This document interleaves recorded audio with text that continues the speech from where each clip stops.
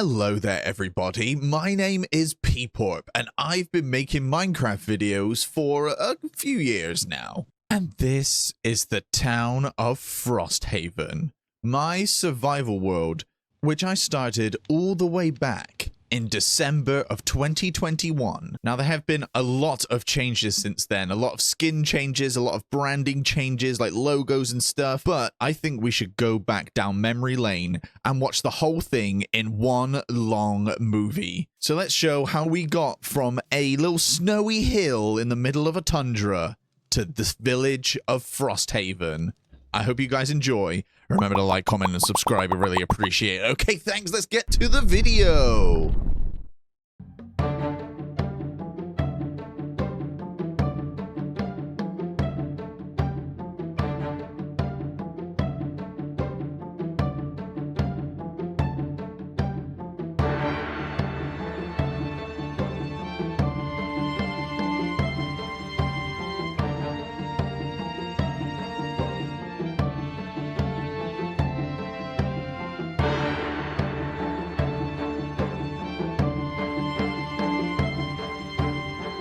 Hello there everybody and welcome to a brand new series on my channel called Building with Peeporp. Oh, it's gonna be beautiful. I know we spoke about it in kind of the last series and I am afraid I'm going to be putting that series to bed for now. I've kind of run out of steam for it. I think I went a little bit too hard, a bit too quickly, a bit too ambitious. And now the 1.18 update has happened. So I am going to be starting a new series in this lovely new terrain. Look at this. I mean, not the tree, but look at this. It's so lovely and all huge and oh my goodness, there's so much loveliness here. I'm so much more potential for some great builds right here. I'm so excited to get started. Oh, there's wolves and stuff.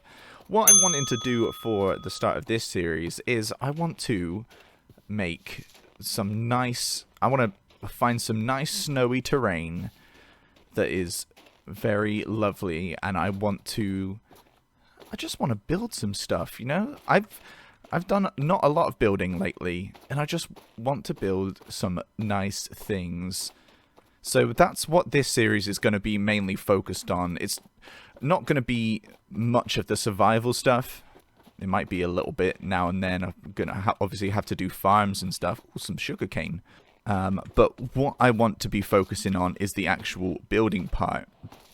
As you can probably hear, I've got a mod for some nicer sounds, like footsteps, and making that nicer. I've also installed some data packs, and I'll run through those in a second. I just want to kind of explore. There's some nice ice spikes over there, and a village. A village is over here. Let's go and see what they've got. Hello? Anybody here? I'd like to take some stuff, please. Let me cook some chicken up in here, because I have run out of hunger already, running about all excited in the snow. Hello! There's some snow things. No beetroot, I don't want that. Hello. You're not got any Oh, we've already got some books and stuff, and a lectern. Hello, what have you got? You've got some projectile protection. That's okay, but not really what I'm wanting. Lots of potatoes, and some bread, and some coal. Some blue ice. Perfect. I'm going to take this bed with me because it's nice and blue. Let's eat some bread. Now, I know that making things in a snowy biome is basically making more of a challenge for myself because crops are harder to make. Oh, lots of bread there. You can't really grow crops that well in the snow.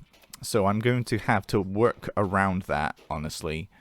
I'm going to have to try and figure out a better way of making crops. I think my chicken should be done.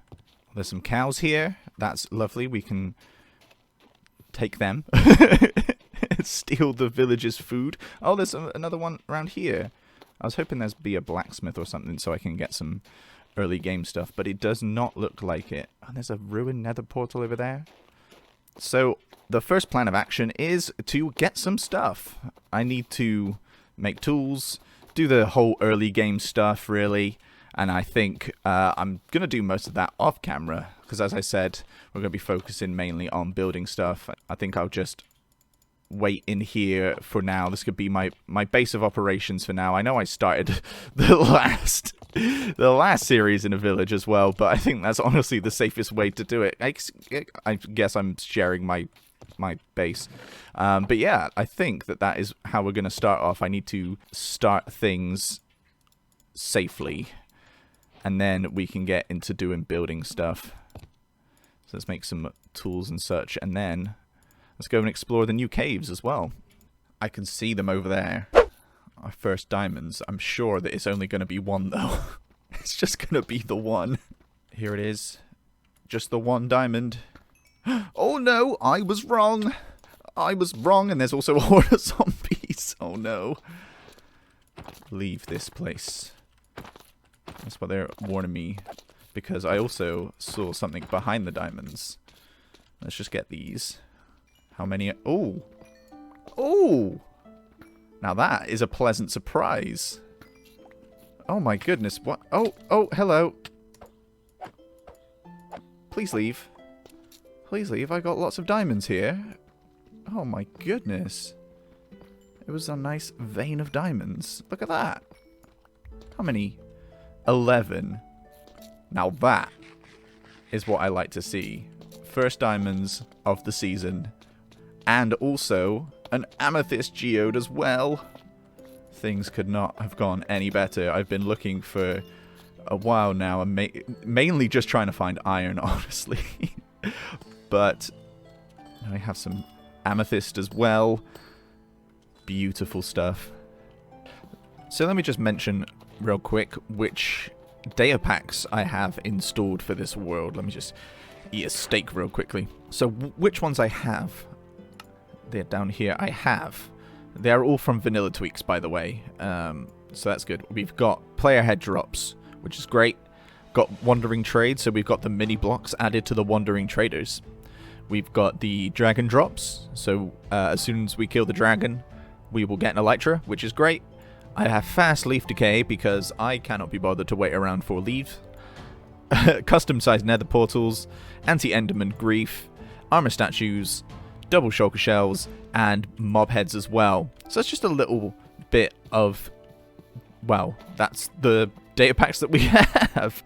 Just for like kind of quality of life things. There's nothing too intrusive. Honestly, it's not really. And like the mods that I have installed, they're mainly cosmetic and auditory. Like there's nice sounds when I tread on ice. It actually sounds like ice. And there's different like animations and stuff. Well, not animations. There's particle effects. Sorry. So when I kill certain mobs, like skeletons, or there's kind of leaves that drop down off the trees and stuff like that. It's all kind of cosmetic stuff. It's nothing too game-changing or intrusive. So I think I'm gonna be fine. Like extra feathers pop out when I kill chickens. I think that's just, it just adds to the kind of experience of it, as opposed to it changing the game in such a drastic way. Can we just take a quick moment to just appreciate this? This is just what Minecraft looks like now. This is just how things look. This seed is amazing. I want to look a bit closer. Just look at this. Look at this. I know there's a big dirt blob in the way, but this valley is unreal. This is vanilla Minecraft. This is insane. And do you know what even look more insane? Just look at look at how is this Minecraft? How? Oh my goodness. Oh my goodness, it looks so good. I can't wait to build here. I cannot wait to build here. It's going to be so cool. Okay, I think I've got a good start now. I've been prepared enough. I've got some iron stuff, and I'll show you actually what we have got so far. We've got some lovely lump of diamonds there. They're actually enough for like a whole set of armor, but you know, that's pretty good. And then just lots of moss stuff. We found a lush cave, which was really, really cool. And some diamond horse armor there as well. That is pretty sick. I have already as well found a place where I want to do our first build. I want to make the perfect starter house that isn't in a village. So follow me over here. So if we come over here, you can see that I've already been prepping, but I want this area to be the location of our starter home. I think it's honestly perfect, and if you look round, there's the view of those gorgeous mountains. And I kind of just really like this whole valley. There's lots of powdered snow down there, which is pretty dangerous. But I honestly think this is a great place to start. Like I said, like, so my plan is I basically want to make, like, instead of, like, a village that is all gathered around one spot, I kind of want to have a long, winding mountain road that kind of sweeps up around here, and there's going to be different buildings along the road. Maybe have it go down, zigzag down as well, and have different homes and different buildings and different layers and stuff. I think that's really, really interesting. Definitely what I want to be doing on this new terrain, because it is absolutely crazy. Some of the stuff is insane. It's so good. Let's get the spyglass out. Look at that. That is gorgeous. Look at that. That's like a monster. There's like a devilish fiend in the mountains. That's so cool. But yeah, as you can see down here, I said I've been preparing. I've got lots of materials here, and I'm ready to kick it. Ooh, a little glint of my helmet there. That was nice. But yes, this is going to be the first time-lapse of the new season of Building with Peeporp, which is really exciting. I hope that you've been looking forward to this, because I know I have. So let's get into this time-lapse.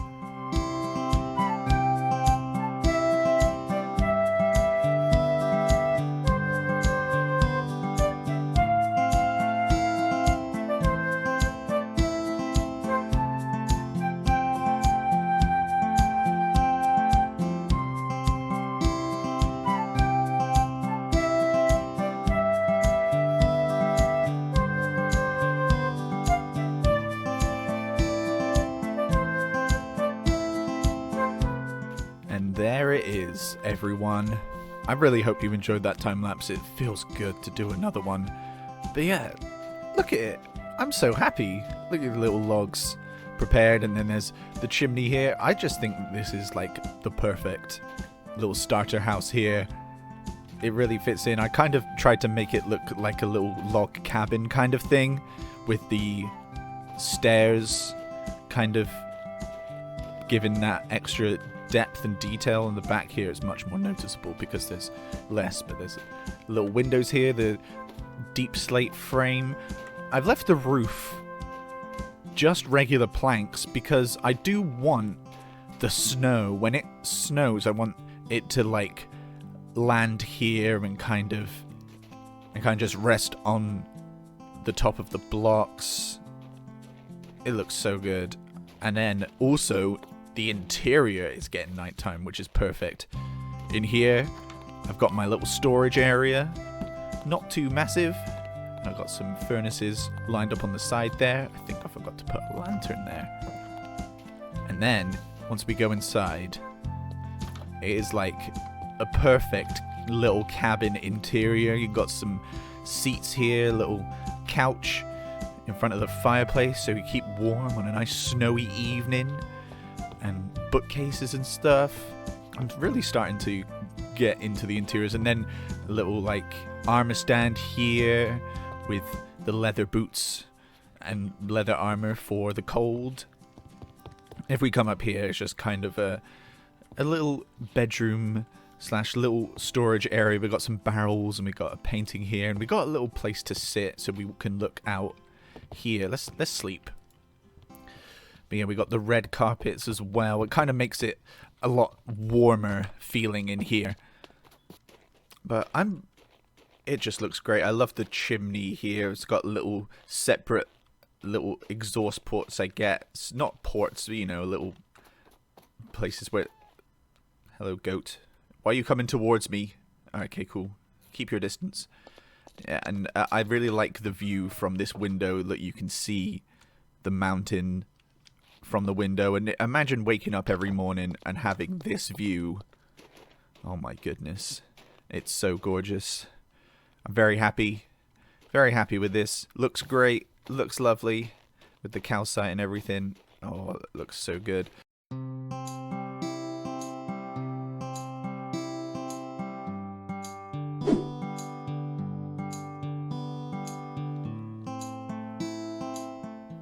Oh, hello there. You caught me chilling in front of the fire. Well, not chilling. I'm getting warm. You seen how cold it is outside? It's winter. Oh my goodness, there's snow everywhere. But yes, hello everyone, and welcome back to a new episode of Building with Peeporp. And I'm Peeporp. Hope you're having a lovely day today. Now, what we did in the last episode is we made this lovely starter house here. I'm gonna actually go to sleep, so warm up a bit. So yeah, what we did last episode is we built our starter house. Now, in between the last video and this video, I've decorated the place a little bit. As you can see, we've got a nice pathway coming around here. And we've got some street lights and some rocks and a nice wall around it. I also made a tree, and it looks very lovely. I also made another tree, but it fell down. I built a tree and it's fallen down. I kind of really like this detail. And there's no like big trees to block the view of this. Oh my goodness, the view. But yes, in this episode we've got a few things that we need to do. What I am planning is I want to make some farmland around here, some wintry farmland, and also I want to start work on a mine entrance thing area. I've been figuring out a little route for the path down here, and I want to wrap it around here, but I also want it to zig down this way, I'm thinking, and then the entrance for the mine could be in the side of here. I think that would be a good thing to do. But what I want to do first is I want to make a few little cow and sheep pens, because I do have some cows and sheep, but they are all the way over in the village here. There's the sheep pen there, and then there's the cows up there, so moving them is going to be a pain. But what I want to do is I just want to kind of make a temporary little pen for them up here, just so they are easier to access. I think I'll just do it up around here, honestly. So let's go and get some quick materials, and let's make a little pen. Now, also between episodes, I've moved everything from the temporary little house that we had in the village and moved all the stuff around, and I haven't organized it, but I don't really want to. That's just a lot of time and effort that I do not have right now, when I could be putting that energy into building some stuff. So I need to get some cobblestone and some andesite. The usual. I might actually get some tuff as well. And then we can come over here and make a temporary little pen area.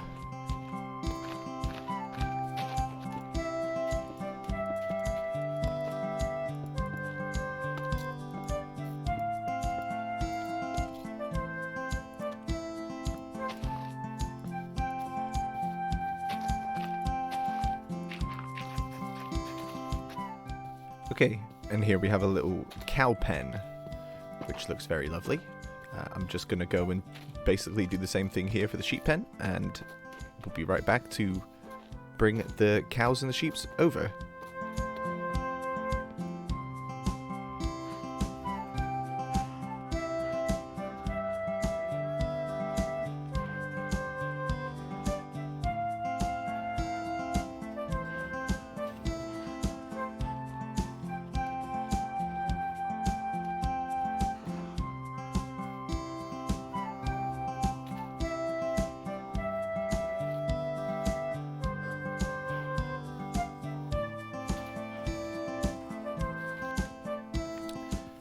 here we have on this now very snowy day, we've got the sheeps and also we've got the cows. They are all there for my convenience, which is fantastic. I do not want to run over there and back and forth ever again.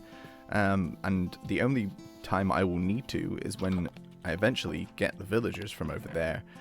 The two that are surviving, at least. I think that most of them have gotten pneumonia and died, sadly. So, I'm just kidding.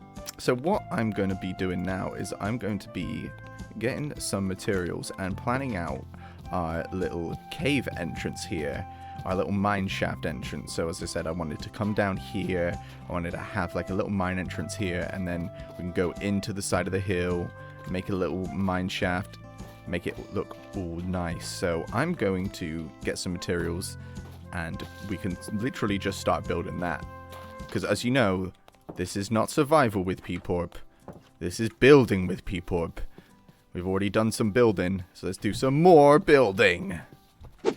So down here we have all the materials that we need to build. It's not too many, it's only a small little build, but I like it. It's going to be cool. I also need to terraform this place. It's going to be a lot of snow.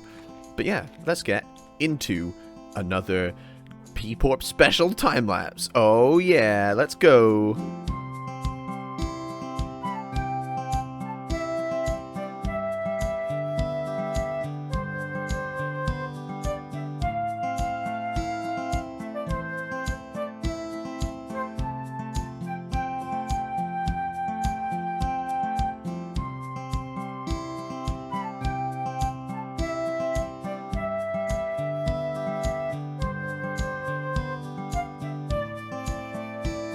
And there we are. I hope you enjoyed that time-lapse. Here it is. I did some terraforming as well, just so it's easier to get, well, so I can actually get down here. I made some nice little walkway stairs, and I put some lampposts in. I did a little bit of stone terraforming on the side to just bring the area together. I just need to come around here and put the final... There we go. Perfect. And now look at it. I'm really, really happy with how this looks. It's very, very medieval, very, very cool. I really like this tower, and like it's like barricades kind of. It's weird. And then this crane, the wheel is very cool. It's got like little handles so you can turn it around and stuff. But yeah, it's so cool. I'm very, very happy with how this has turned out. It's just nestled in the side. But the thing is, what we actually need to do is we actually need to like dig into the mine. So we got the nice aesthetic part of it. Now we actually need to do some digging into the side of it. So what I'm planning to do is just kind of make a little tunnel here that goes into the hill a bit and kind of goes under the house really. And then what we're gonna have is we're going to have a nice big room with a center point hole kind of thing that goes all the way down to bedrock maybe, if we don't hit a cave system, which I mean, the cave systems, like the big ones, are so like common now. Just because they're so massive, it's just they're kind of like everywhere. But what we're going to do is we're going to just do some digging and bring the minecart all the way down here as well. I also want to decorate it. I don't want to just make it a stone tube. I want to actually like make it look nice. And I've also gonna talk about them, but give me a second. Now I'm only using these temporarily. But what I am vowing to myself for this world is that I want to keep the torches to a minimum. I don't really want to have torches on most of my builds. I want to use, because we have so many different types of lighting now. We've got the lanterns, which I actually prefer to the torches, like aesthetically, and they can like hang off of lampposts and such. And I've also been using the pumpkins, the jack-o'-lanterns as well in the farms, just to keep it lit up, but also hidden, because I feel like we've moved past the need for torches that isn't like a temporary solution. So I'm using them now just so I can like actually see into the mine that I'm digging, but I don't want them to be a staple of lighting anymore, because they're just kind of like not nice to look at. I don't know, maybe that's just me being annoying, but like I just don't like the way that the torches look anymore in comparison to other lighting methods that we have. So that's what I'm going to be trying to do for this series. I'm not going to be using torches as much. That was like a really weird like tangent ramble for a bit. I'm just trying to let you know the kind of things that are going on in my head for this season. I also want to if you in the comments, you want to put some comments down below what kind of builds you want to see. I know I usually ask that at the end of the videos, but you know, audience retention and stuff. So I mean, what kind of things do you want to see that you think would be cool? Because I have a few ideas to start out. I'm also like, in the last series, I had the mentality of that farms couldn't be like shown, or like they would just had to be buried underground. I don't want to do that for this season. I want to like make a farm, not like show it completely per se, like have it completely out in the open, but I want to have it above ground with a building around it. So I would have like a farm that is like basically what I wanted to do in the industrial district for the last series. I'm going to bring a bed with me just in case. I also need to make a new pickaxe. But yeah, that's what I want to do. Hello, goat. I want to kind of make it a little bit. I just want to build things, you know. I just want to build things that look nice. I want to build things that look aesthetically pleasing, and I want to not hide anything. I don't want to be ashamed of my farms. But I probably will just be following farm tutorials. I might take this opportunity to try and learn some redstone, but it's all like jumbled to me. It's all like, I don't know what's going on. But yeah, I'm gonna dig this hole. I'm gonna decorate it a bit, and then I will be back with you afterwards. So I shall see you then. Sorry for my ramblings. So here it is. It's nothing too final, nothing too intricate, but how are you dripping?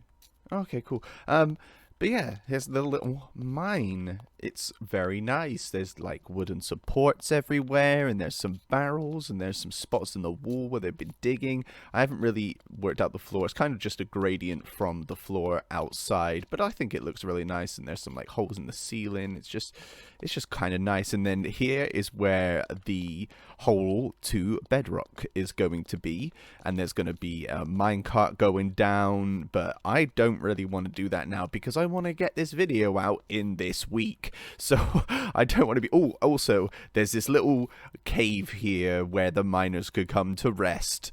I thought that was a nice little detail there. There was a little coal vein here, and I just thought, I'll put something here. So there's a little bed and a table and where they can sit and stuff, and there's a plant here for some reason, and some more barrels and some dripstone. It's looking great. We've done a lot today. We got the outside of the mine done, and it looks fantastic. I'm very, very pleased with all the progress we made today. So I'm going to be digging off camera, probably on stream, honestly, all the way down to bedrock, and then finding some nice things. I want to find more diamonds and stuff.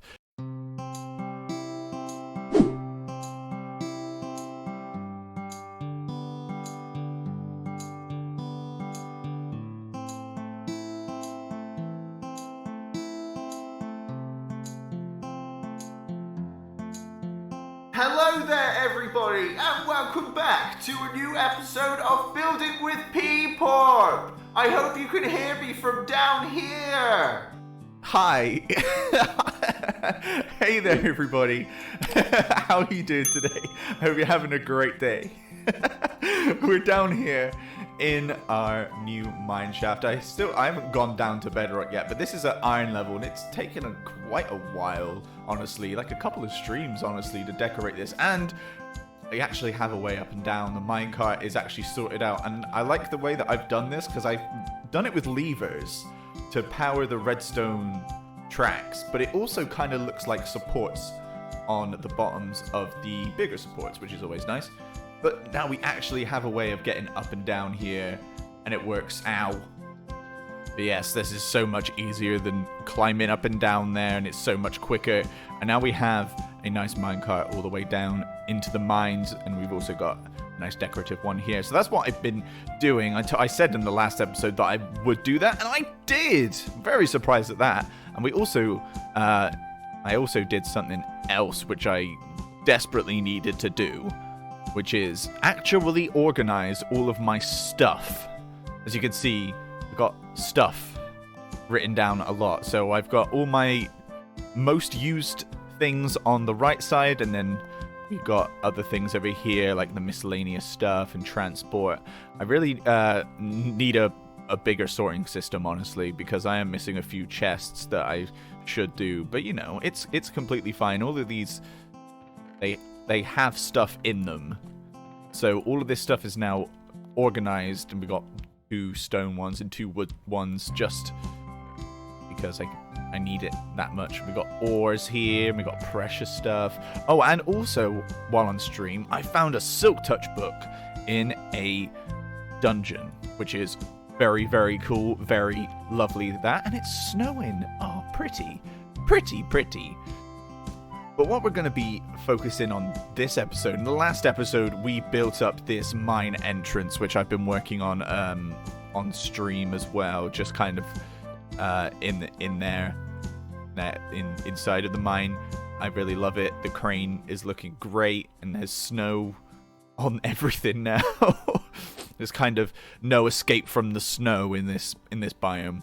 But what I need to be doing next is I need to focus on some enchantments. Also, I lost my hat. It's gone. It's broken, but that's okay. I can make a new one. I need to focus on some enchantments. We need to get some enchanted gear. We need to get some enchanted tools. And that is what I want to be focusing on this episode. It's time to start getting a bit serious in the actual survival aspects and not just build stuff. But I'm going to build something. I'm going to build an enchantment area. And I'm going to build it up on the hill over here, I think. I think this would be a great place for it. Maybe up right here, honestly. So we could take the path and we can kind of zigzag it up here. So I want to build a wizard tower, which is going to look very cool up on this hill here. It's going to go up, and we're going to have some enchanting rooms. And eventually, when we do sort out the villagers, I also want to have an area for some book villagers. The ones that are the most needed, I also need to eat. So what we need to do is we need to go and get some resources. And we also need to plot out where we're going to put this wizard tower. So let me get some cobblestone. I've got quite a bit, which is always nice. So if we just kind of... I'm not going to do the outline of it. I just want to put where the center is. We put it in here.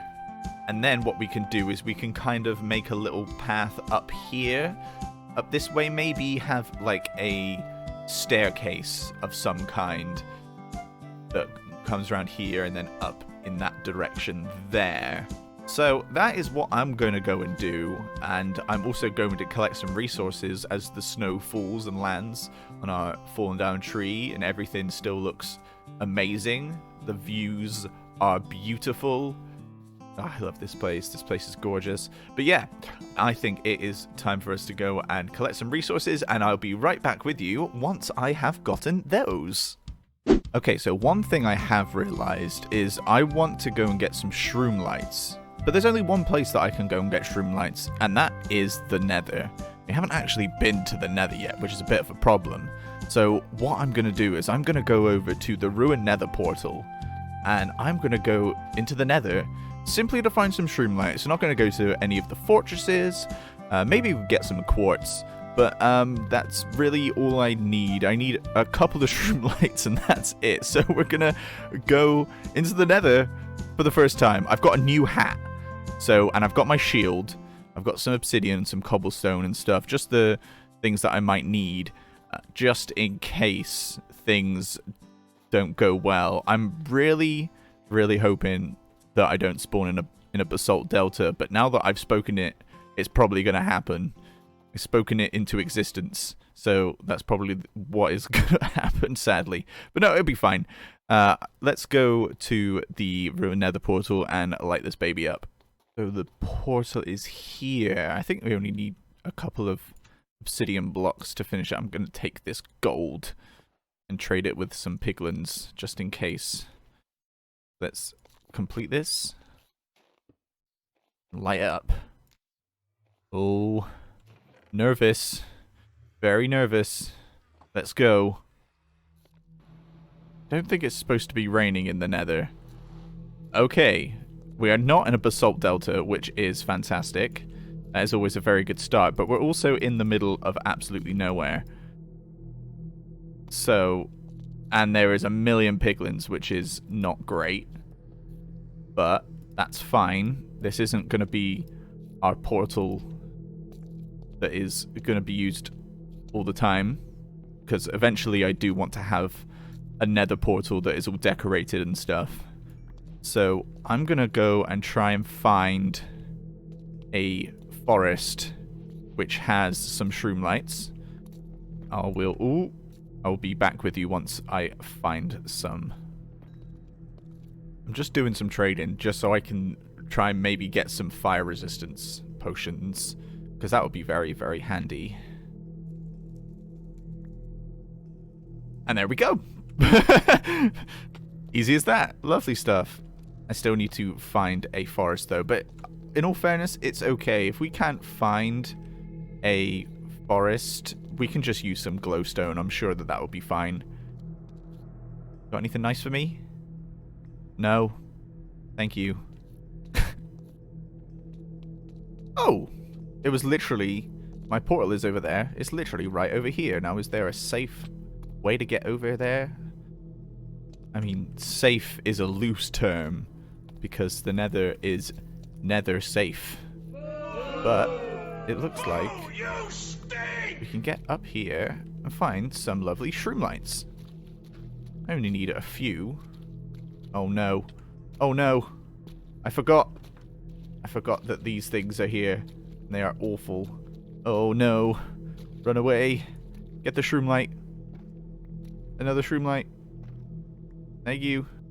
But it is good to know that there is a crimson forest very close to our temporary nether portal. I might actually just get some glowstone anyway, seeing as I'm here. Okay, lovely stuff. That is lots of glowstone dust for us. Let's head back to the portal, run away. I might pick up some magma blocks as well. Hello, chaps. Excuse me. Getting some just in case I need some for any water elevators or anything like that. Might as well. Ow. And look at that. Our portal is right there. Ooh. Lovely. Lovely stuff. Don't fall down that. That would be awful and very, very embarrassing. Oh, there we go. Mission successful. Ah. Home sweet home. Oh, getting the warm. Rub the snow off our shoes. Let's go to bed after a successful nether mission. Always love it when a plan comes together. So yeah. Also, I have made a temporary little sugarcane farm just under this little place here. And that is filling up very nicely. It's like a jungle in here, which is always good. But yeah, nice little detour. And just showing you go into the nether for the first time, which is always cool. But yeah, let's go back to getting those resources for this build. Okay, I think we've got everything we need. I made a little staircase up here with some lampposts, so it leads up to what we're going to be building today, and we've got lots and lots of materials as per usual. So what I'm thinking, hello goat, he butted me earlier. Yeah, you. Got my eye on you. But yeah, it wasn't anything too taxing. The only thing I had to do was I kind of had to go a couple of thousand blocks that way to go find a jungle so I could find some cocoa beans, and I got some other jungle stuff while I was out there. Got some bamboo and stuff. Oh, jumping. Oh, we're leaping. But yes, that is going to be pretty cool. So we got the materials, so I suppose we should just jump into this time-lapse of me creating the enchanting area. I'm really excited to show you everything, show you the build. It's going to be so sick. I really hope that you enjoy the time-lapse, so let's get into it.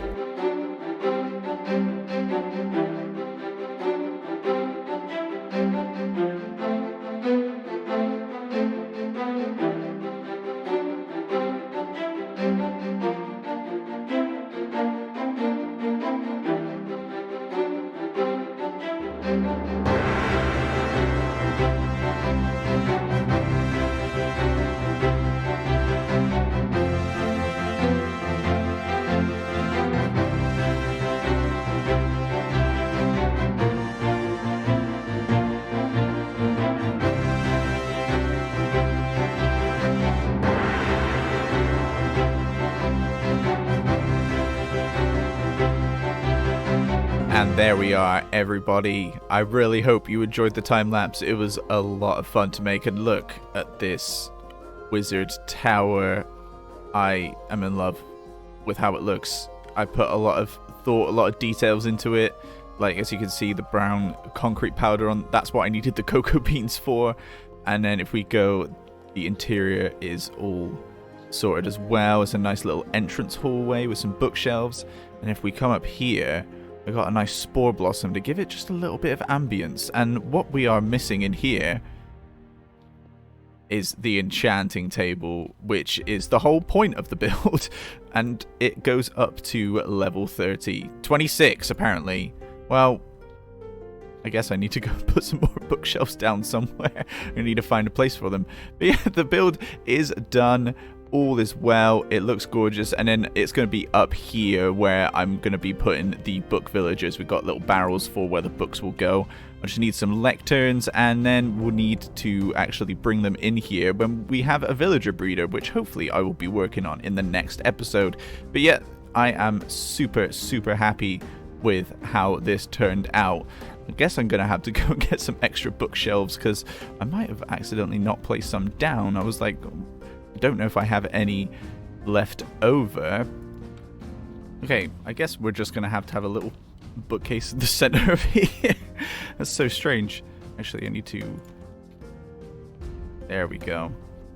So now it is actually at level 30, which is absolutely fantastic. And I've got some sticks and stuff, so we can actually make some tools. I'm going to make a couple of pickaxes but first, and then a sword. And I've got a lot of levels, so we can actually see what we make. So fingers crossed, get something good.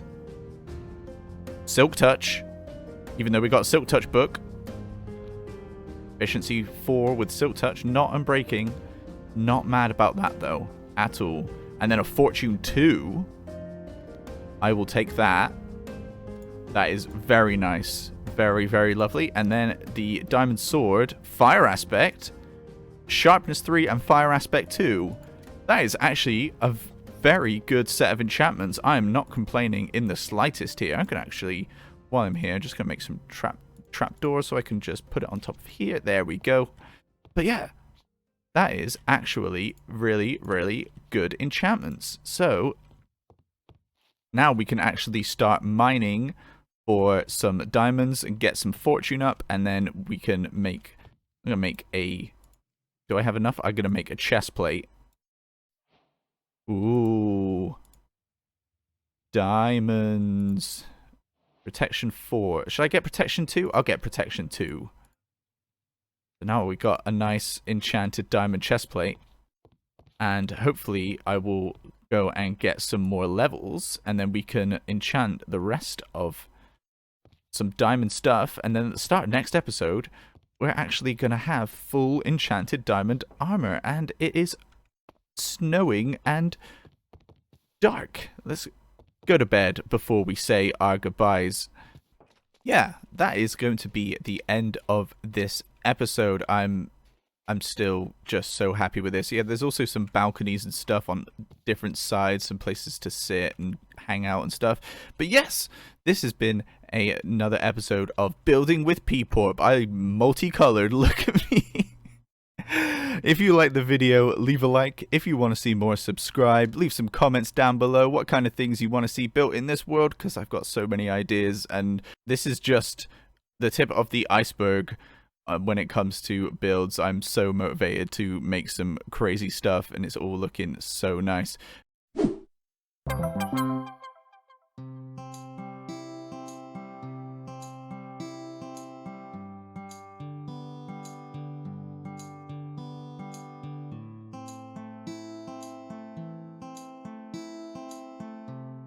Hello there everybody, and welcome back to a new episode of Building with Peeporp, and I am Peeporp. I hope you're doing well. I hope you're having a great day. We are just out here sat on our new balcony, on our new wizard tower that we worked on in the last episode. We teleported out there apparently. But yeah, I am super happy with this build. We enchanted our gear, so we are unbreakable maybe. Probably could be breakable, but you know, could be better, could do netherite stuff. All these particle effects outside because of the shroom stuff. That's crazy. So over the break of videos, I have been working on a crop field. So what I was doing is basically, like, we're in the snow. There's no way that you can grow crops out here. So what I did is I kind of made like a little tent, tarpaulin kind of thing to cover up the crop field. So we got some nice big pillars that go up into, that hold up the tent down here, and it's actually really quite a big field just starting out. I'm probably going to do a couple more of these for like carrots and potatoes and stuff once I eventually find some carrots and potatoes. But what we're going to be working on today is we're going to be working on extending the path down this way, and also working on a villager breeder, so we can actually fill up this building here with some lovely enchanting villagers. Bookshelf librarian? Is that what they're called? They're called librarians. I don't know. I've been playing this game for so long, I still don't know what anything is called. But that is completely fine. But yeah, I think that is going to be today's plan of action. So I think what I'm going to do is I'm just going to do a bit of terraforming over here, just so we can get around this little hill part, because at the moment the path just kind of stops. So let's change that.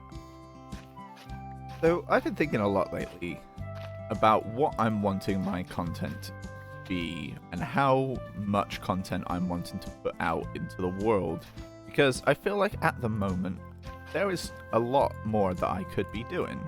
There's much more that I could be working on, being more consistent, appeasing the algorithm more, like trying to work on video titles and tags and stuff. It's been a real kind of adventure and like relearning how to be a content creator, because I've been kind of doing this for a few years now, like on and off with different projects and stuff. I feel like nowadays it is just a completely different beast to what it used to be. There's so many more things that you have to take into account nowadays. So I've just been wondering, what kind of things would you lot be like and see? The audience, the people that I'm making these videos for, are you wanting some more content, more consistency with content, like scheduled days for uploads or more streams. I'm wanting to do more streams as well, if I'm going to be honest with you. I'm also wanting to look at streaming some stuff that isn't really Minecraft. I'm wanting to play some more games that I wouldn't play on this channel. I'm thinking that I'm wanting to work on these kinds of videos on stream sometimes, but only on a like certain day. Like, I'm thinking of maybe doing streams where there's certain themes for each day, so I can branch out a little bit with the content that I'm creating at the moment. Because at the moment, it's just mainly Minecraft stuff.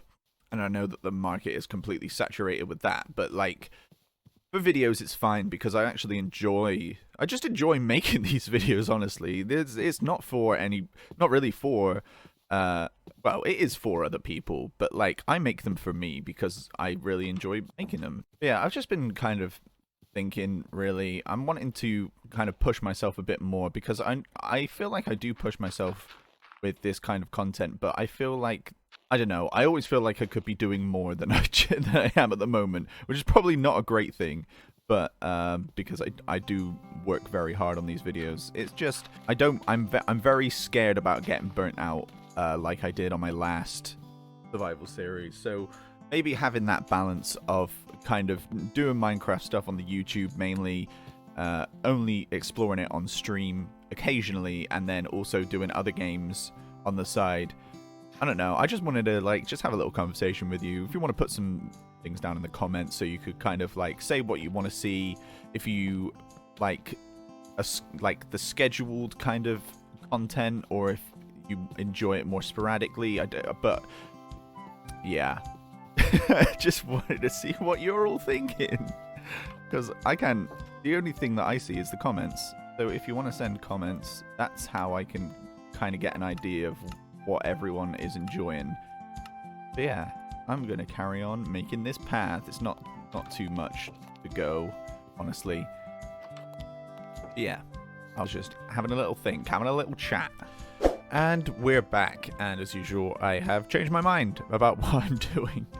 So I decided to actually build the path the other way because I didn't see any suitable terrain for what I want to build. And also, I did a bit of decorating, so as you can see here, I made a little well, so it's not hidden underneath a farm, so it actually makes sense, it's all good. And I want to build a tree, like, kind of around here-ish, but I'll do that in the future. So I've also made this little pathway up here, kind of have an idea of where I want the build to be. So growing some dark oak for the materials for the build. So what we're going to be building is a weird villager breeder design, honestly. I don't think I've ever seen this kind of design for a villager breeder before, but I think it fits into the area very well. So I'm going to go and get the materials, which shouldn't actually take that long. And then we're just going to hit right into the time lapse, I think. No dawdling about. Let's build this villager breeder.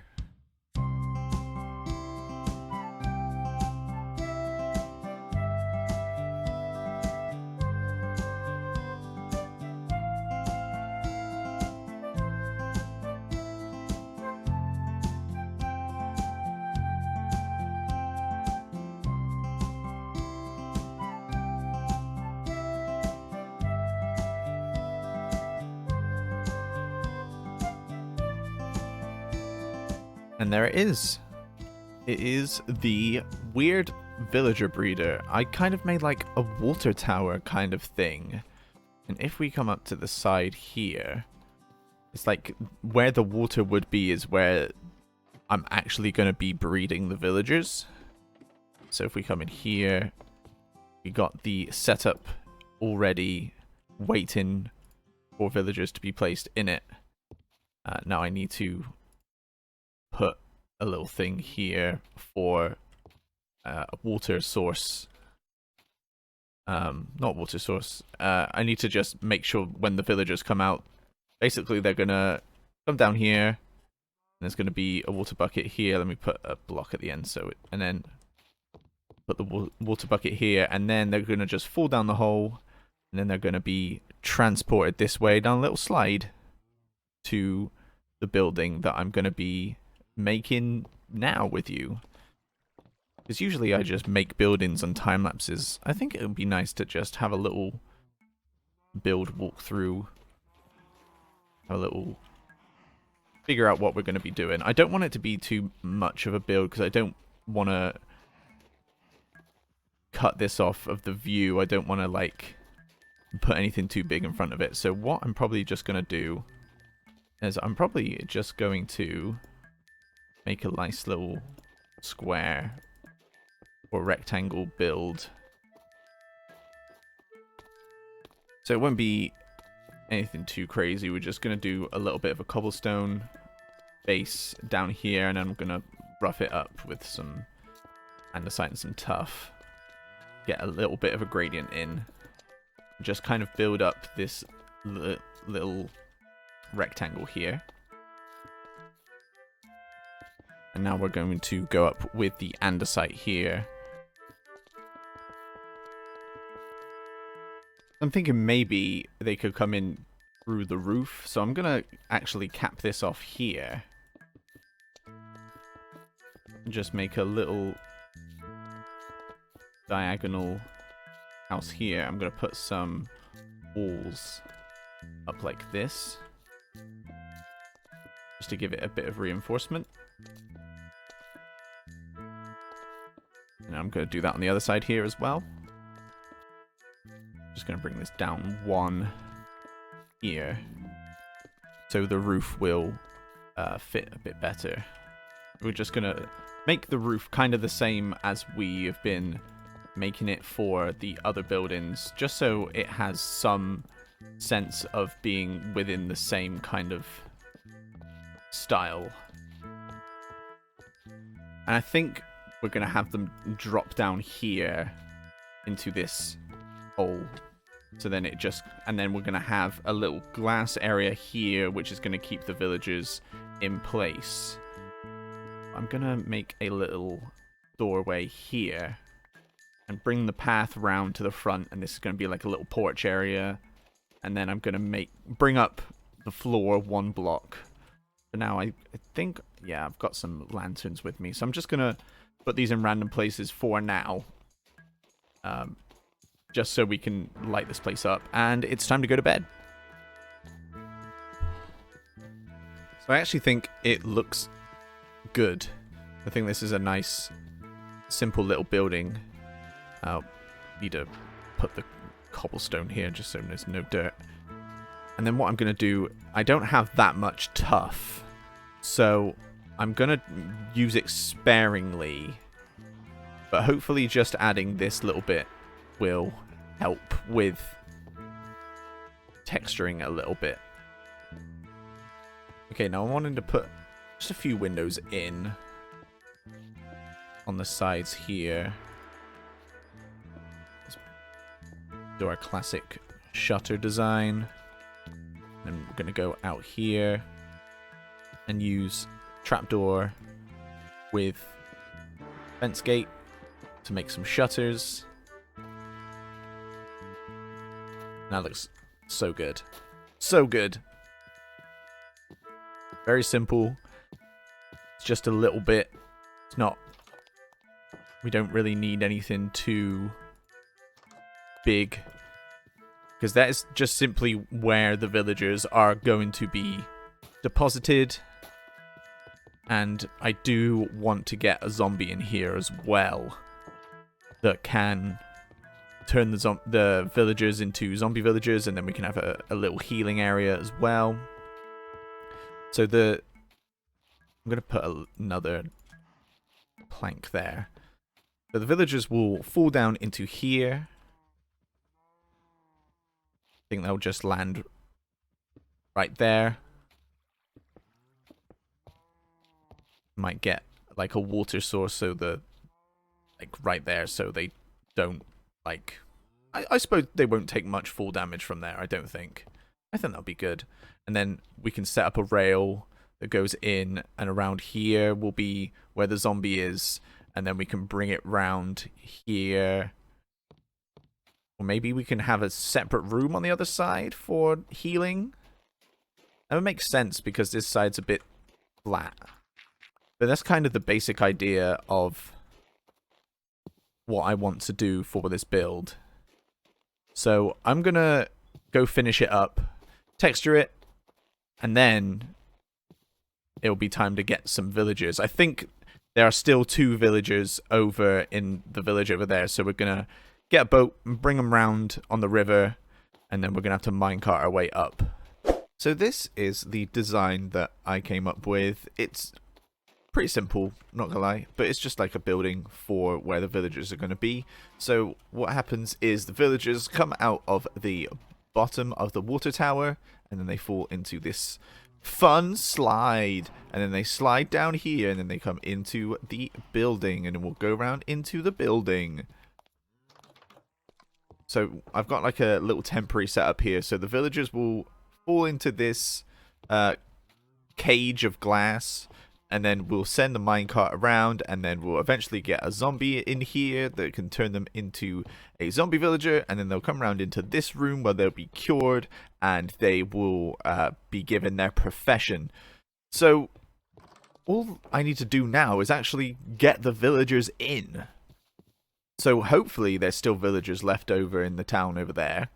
They should still be alive. So what I'm going to do is I'm going to get a boat. I'm going to bring them around by the river this way, and then I'm just going to build a little staircase of rails up here.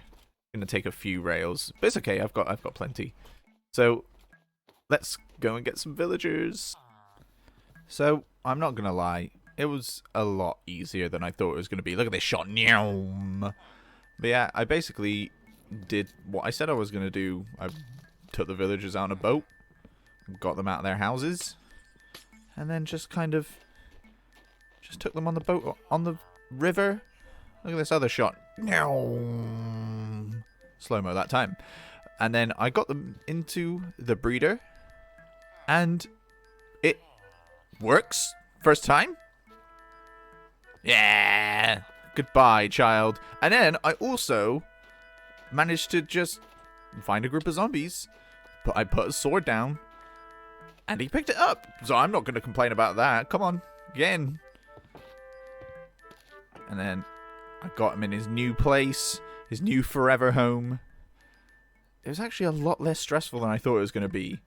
And then I gave him the name Henry. So we got Henry the zombie, and then we made another baby just to test it. Look at him going down there. And then down the fun slide of definite not danger whatsoever. And now we got 2 little villagers and Henry. Oh, I'm so happy. Look at that. We did it. I guess that means that we did everything for this episode now. We got our villager breeder, which works well.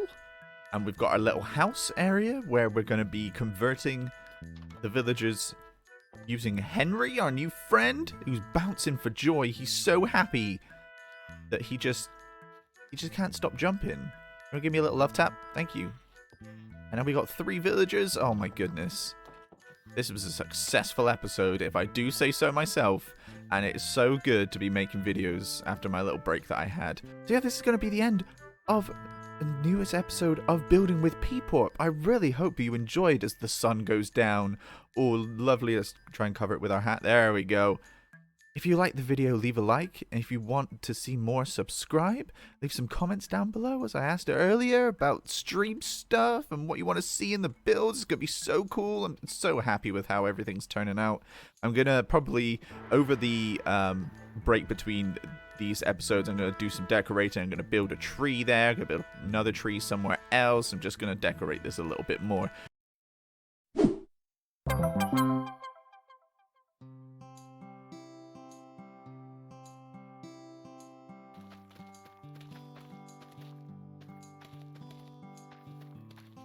Oh, hello there everybody. My name's Peeporp, and welcome back to another episode of Building with Peeporp. I hope you're all having a lovely day today. I was just doing a little bit of farming, needed some wheat because the cows are running low. But yeah, in the last episode, we built a villager breeder. And that is very apparent now because there are villagers running rampant. They're just escaping and just running around. I think it was they weren't falling into the water chute, but I kind of made it a bit lower so the chute actually will keep them going into the chute into the water chute. I'm seeing if it works. Hopefully it will work. But also, we did a little stream the other day because I wanted to get some enchantments, like from the librarians, which I remembered today. I was trying to get Unbreaking 3, and I'm not joking when I say it literally took an hour to get Unbreaking 2. It is up 1 emerald for Unbreaking 2, which is fine for now. But now the law dictates is when I am going to go and try to find other enchantments like Mending or Silk Touch or whatever, I'm going to find an Unbreaking 3 villager instantly, and it's going to be 1 emerald, and I'm going to cry myself to sleep.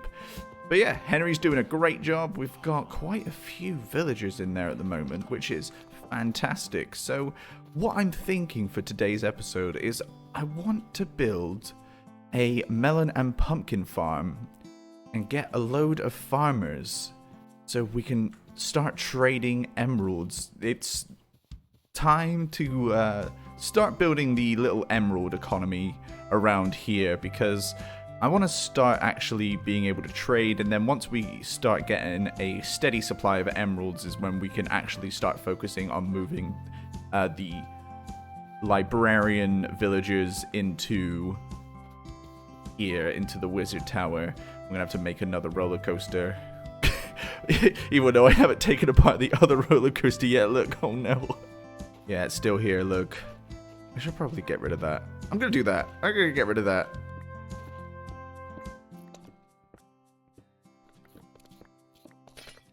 There we go. Much better. Now the eyesore is not there anymore. We don't exactly need it anymore, so that's fine. Also, there's another escapee. I'm trying to get them all in boats, so we'll see if it works. Oh, also on stream, I made some lovely trees. And I kind of made the place look a bit nicer, added some more lampposts. This is going to be a signpost. Somebody in the chat said I should do a signpost. So eventually when things grow over here and we put some more buildings and stuff around this way, and then we make the path go further down and around, we'll be able to tell which way is which and which village we're going to. But even though I'm not really planning to make any other villages right now, it's a bit too early for that. I just want to get this place looking nice. But I like these trees. I think everything's looking great. So I'm thinking of building this melon and pumpkin farm just right over here. I feel like this is kind of the farmish area. And honestly, it would just be easier for me to send the villagers from this building to somewhere around here. So what I'm going to have to do first is I'm going to have to do a bit of terraforming. I'm going to have to bring up this part here up with some dirt and just get rid of all of this powdered snow. That's dangerous. You don't want to get caught in that. But, oh no. I'm frozen. It's fine. I can't be bothered to change into leather boots all the time, so it's fine. I made a great decision choosing this place to build. But I'm going to go and get some terraforming done on this place, and then we can go and get some materials and build this thing, because I've got quite a lot that I want to do today. So yeah, let's go and fix this area. I think we might as well just get the materials as well, and right back after that. So I'll see you in a bit. Well, that was fun and didn't take a long time at all. We've got all of our resources here, so we've got the ones for the farm nice and ready. I'm probably going to build that first. I've kind of built a little template here, so I just have an idea of where everything is, and it also helped me count because I didn't know how much I needed of each, but you know, that's how it is. Also, if you probably didn't notice, it sounded a bit echoey, it sounded a bit reverby, but that's okay because it basically means I have my own office now. I have my own area where I can record videos and do things whenever I want, really. So that means that hopefully I'm going to be working on that consistency that we talked about in the last episode of streaming and making content as well. So yeah, this is a little update about things that are going on right now. So, and it also explains the kind of echoiness of my voice. I haven't really got any soundproofing in here yet, but you know, we'll get around to it. But what we're going to get around to first, look at that, got around to it. Let's just build this farm. I'm going to build the farm first, just so it kind of runs and I can see what it's doing while I am building the shell around it. It's a really cool build. I'm really excited for it. So yeah, let's jump into this time lapse and we will build this thing. And I'll see you afterwards.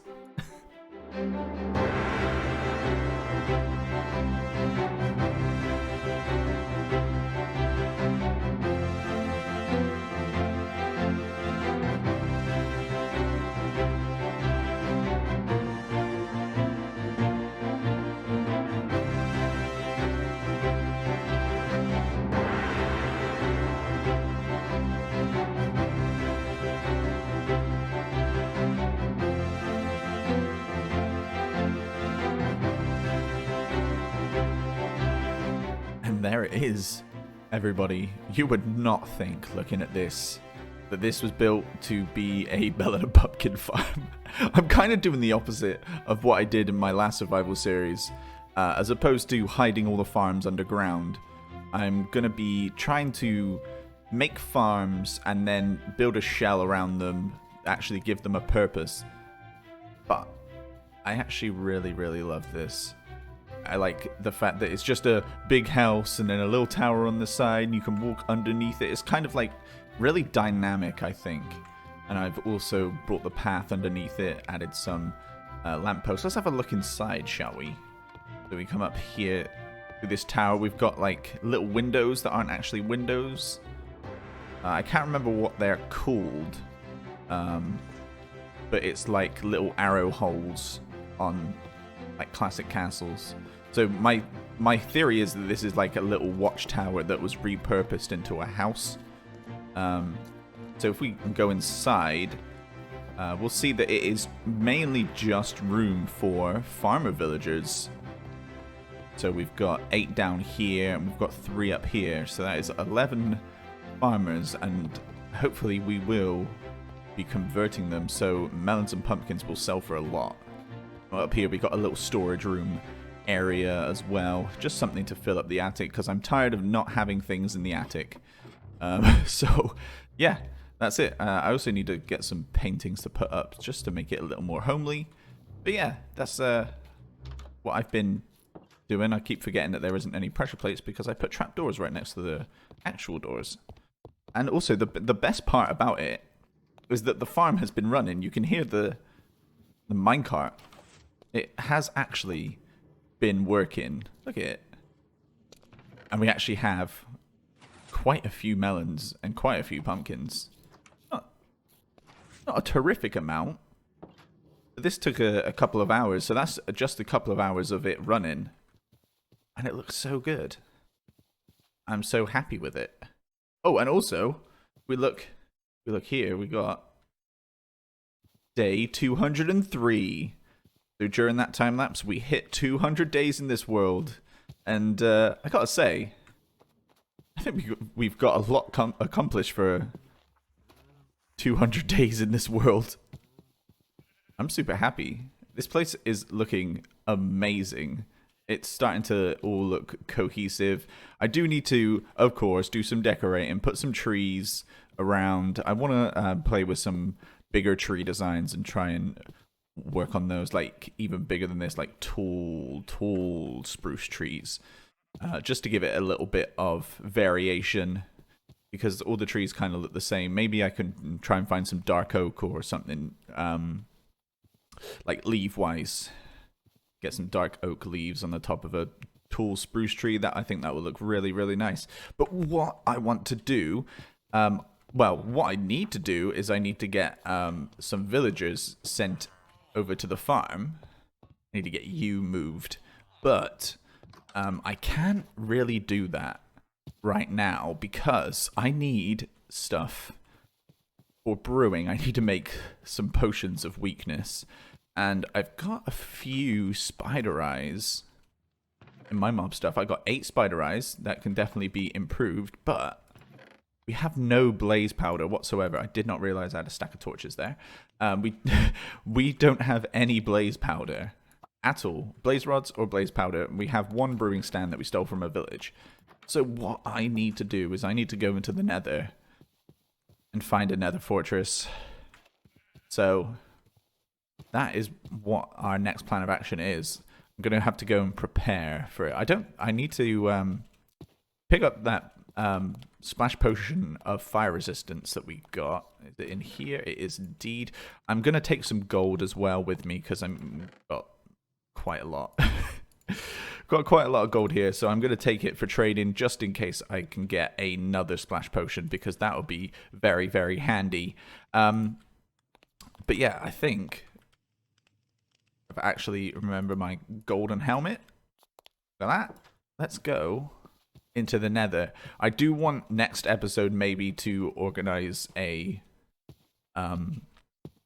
nether portal, because I am tired of walking all the way over to the abandoned portal on the other side of this hill mountain thing. So I do want to get around to doing that. I'm thinking maybe down in the mines. Let me know in the comments where you think I should put a nether portal. If I should put it in an existing build or I should do a completely new build for that nether portal. But walking under here is so nice. It just looks so good. For a melon and pumpkin and also trading farm. It looks great. It really fits in with all the other builds here. I kind of made it styled like my starter house. So we've got the deep slate trim around. I'm getting distracted by explaining my build. You can see the build. It looks great. Do you think? Lovely. Let's go to the nether though and try and get some fire resistance potions, and then look for a nether fortress. Okay, so I'm not sure which way I should be going. I'm thinking maybe go through the nether wart forest and seeing if there's anything through there. But I really hope that I don't get lost. Hello, boaty. Boat pig. Can you give me some fire resistance, please? I did. All right, I'll take the soul speed 3. I'll take that soul speed. We find a soul sand valley. I'll be speeding around. All right, thank you so much. Not for your help. Cool. At least we got 3 soul speed boots and 2 water bottles. Great. Definitely need that. Cool, that's fine. Didn't just waste a whole stack of gold or anything. Anyway, let's just go and try and find this fortress wherever it may be.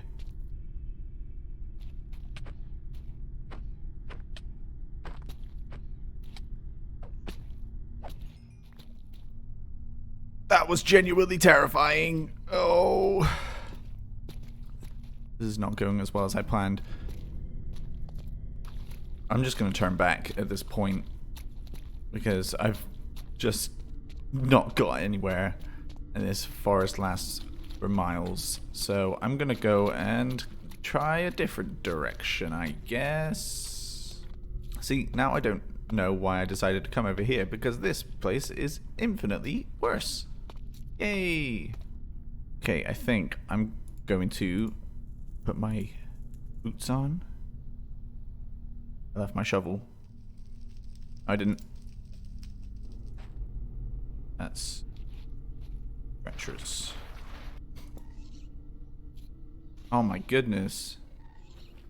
Hello. Oh! Oh!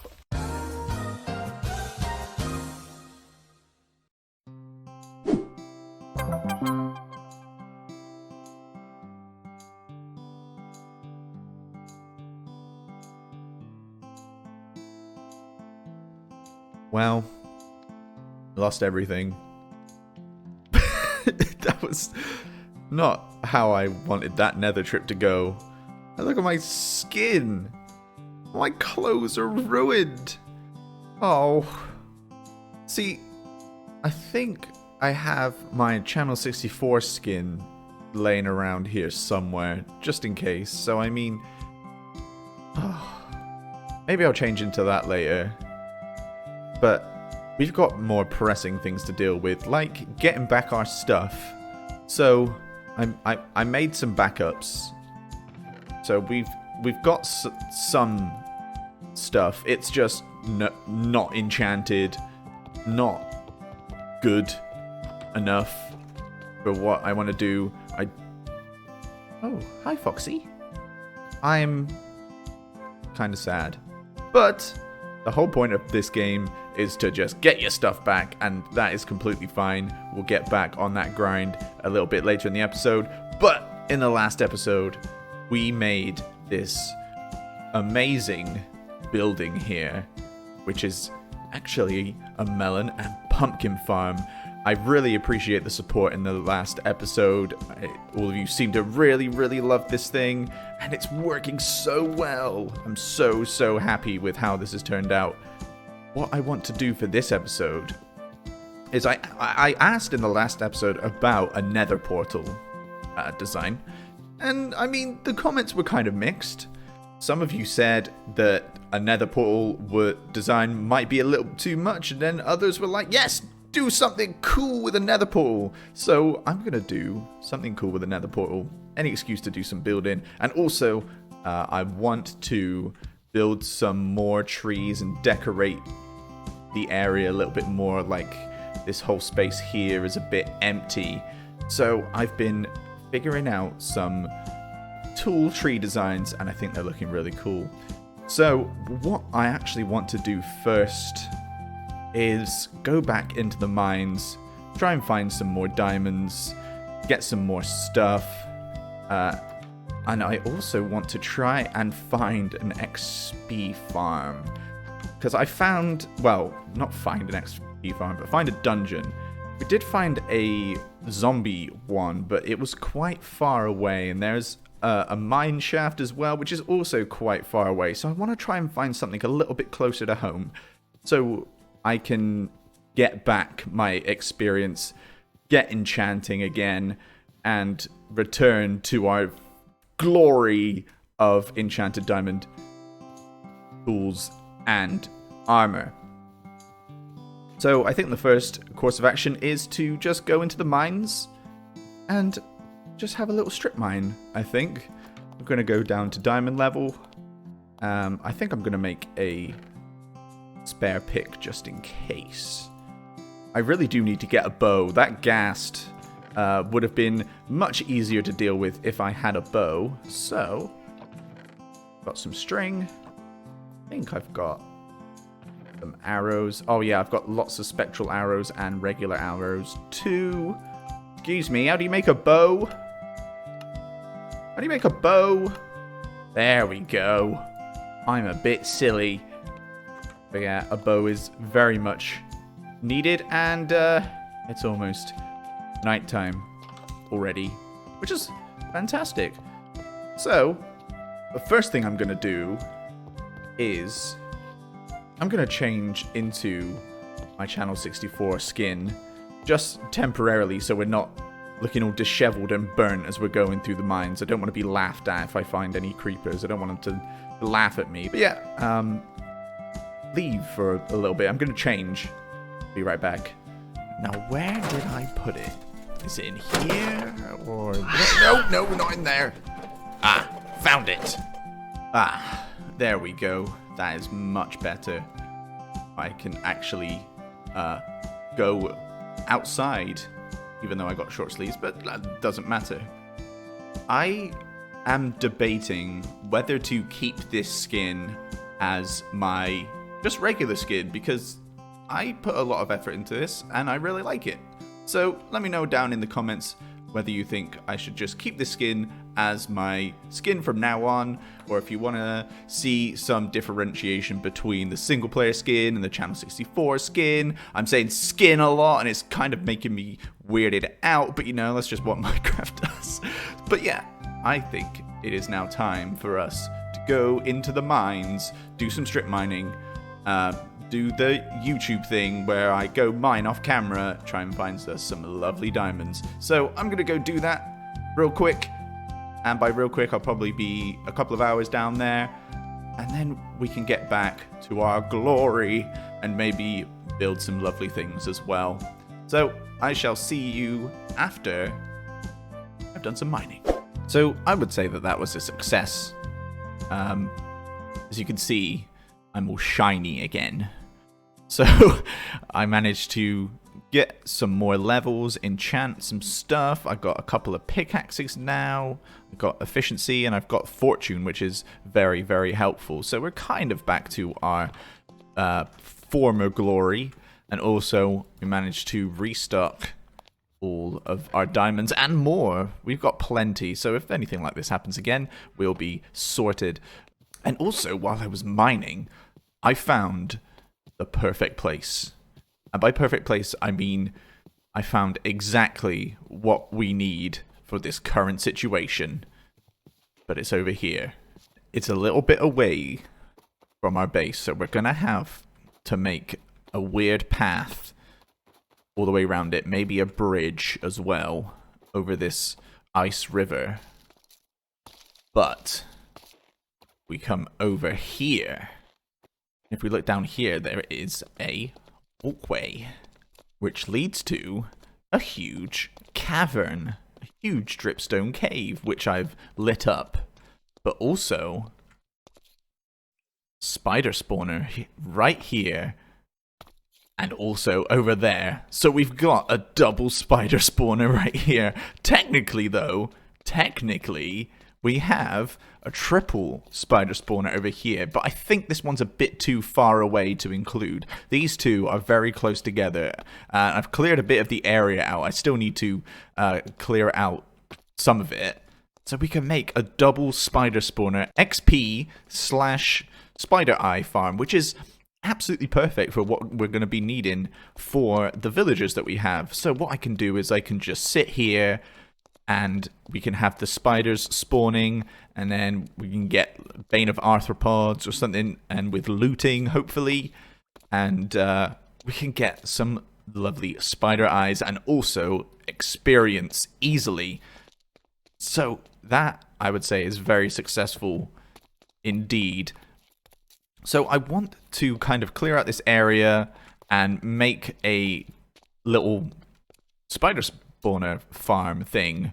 So that's pretty much what I'm going to do right now. I'm not really going to walk through it that much. You all know how XP farms are made at this point. And as you know, we are in this series to focus on the building as opposed to the survival side. So I'm going to clear up this area, make a simple little spider spawner. And yeah, I'll be right back with you. And hopefully we can make it look nice and pretty as well. We can decorate it. Maybe put something above ground as well. But also what I need to do, actually, now that I'm thinking about it, I need to go get some kelp. Because I want to make a bubble elevator all the way up to the top. And then all the way down to the bottom. So I really need to work out the farm first.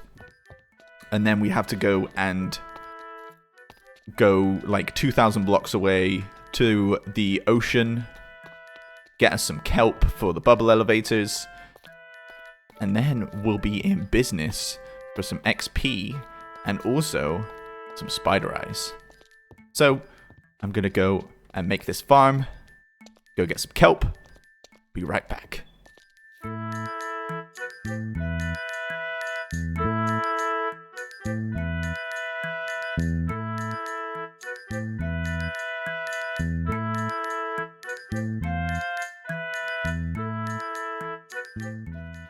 Okay, that farm is pretty much working now. As you can see, we've been getting some levels, but one thing I do need to get is I need to get some kelp for the bubbleator.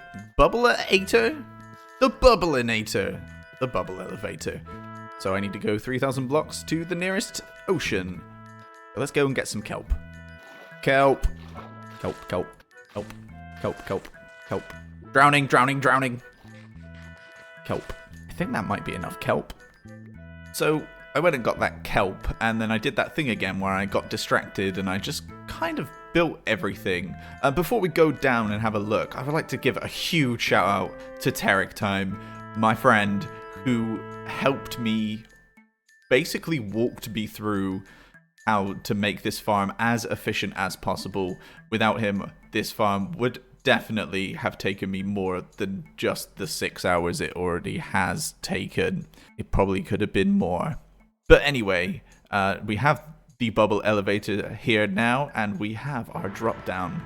And I want to show you what I've been working on all day that isn't even the main part of the episode, because my focus was going to be up top, and instead this has just taken me the whole day. So let's drop down into here. This is my spider spawner, and it is gorgeous. I love it in here. The deep slate with the dark oak and the moss and the azalea leaves, it is beautiful. And these little accents here with the trapdoors, it just feels really, really nice for a spider spawner. So what I've done is well, you will have seen in the time lapse, these farms, these spawners here connected to each other, with a long corridor connecting this one to the middle, and then all the spiders get funneled into here. And I've been testing it out with the spiders, been getting some levels, and I did eventually get a sword with Bane of the Arthropods for Sweeping Edge 3 and Unbreaking, which is perfect. All I need is looting on it, but that is kind of an afterthought, because I've only been kind of using this for a couple of hours now. We already have all of this. All the spider eyes we'll ever need, and all the string we will ever need. It's amazing, and I just want to do the most satisfying thing. Look at all these nasty cave spiders that have given me so much hassle. But I would like to point out, cave spiders, I have not been killed by one. I have just killed many. So they haven't got me yet. They got me down to half a heart, but this is the satisfying part. You ready? They are all gone. And then I just go and collect the experience. This is what we have been needing. Ow. Okay, they got me a little bit there. They are absolutely savage. But this is what exactly I needed. This double spawner here. The spider crawling up there. I've had to put trapdoors along the side so the spiders stop climbing up the walls. That's the one thing that I've had trouble with as well. But apart from that, this is really efficient, really great. I'm super happy with it. So what I'm going to do now is I'm just going to sit here for maybe a few hours and just get our levels up so I can get some nicer enchants and just deck myself out in enchanted gear.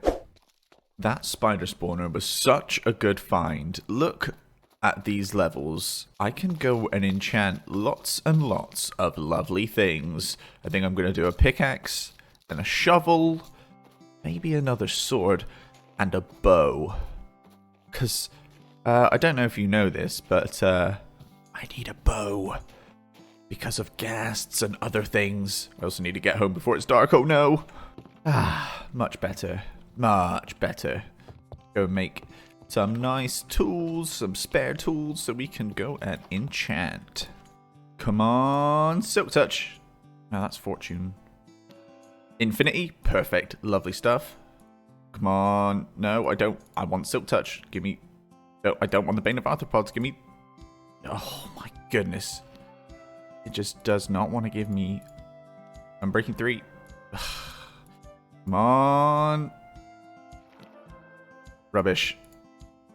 Rubbish. Pants. Rubbish. Awful. Hate it. Never enchanting ever again. Can I at least get some nice efficiency on my axe? Yeah, sure. Cool. Take it. Silk touch, not where I wanted it, but sure, why not? You know, it's fine. I can get mushrooms with it, I guess. But apart from the awful luck that I have had enchanting, I'm going to take a break from the spider spawner just for a little bit and build some trees. So, you know how it is. Gonna go and get some materials, mainly some dark oak and lots of spruce leaves. And I'm just going to go straight into a little time lapse. I'm going to do lots of time lapses today. So we're going to decorate this place, make some nice tall trees. Things are going to look lovely. And I'll see you when the trees are built. Let's go.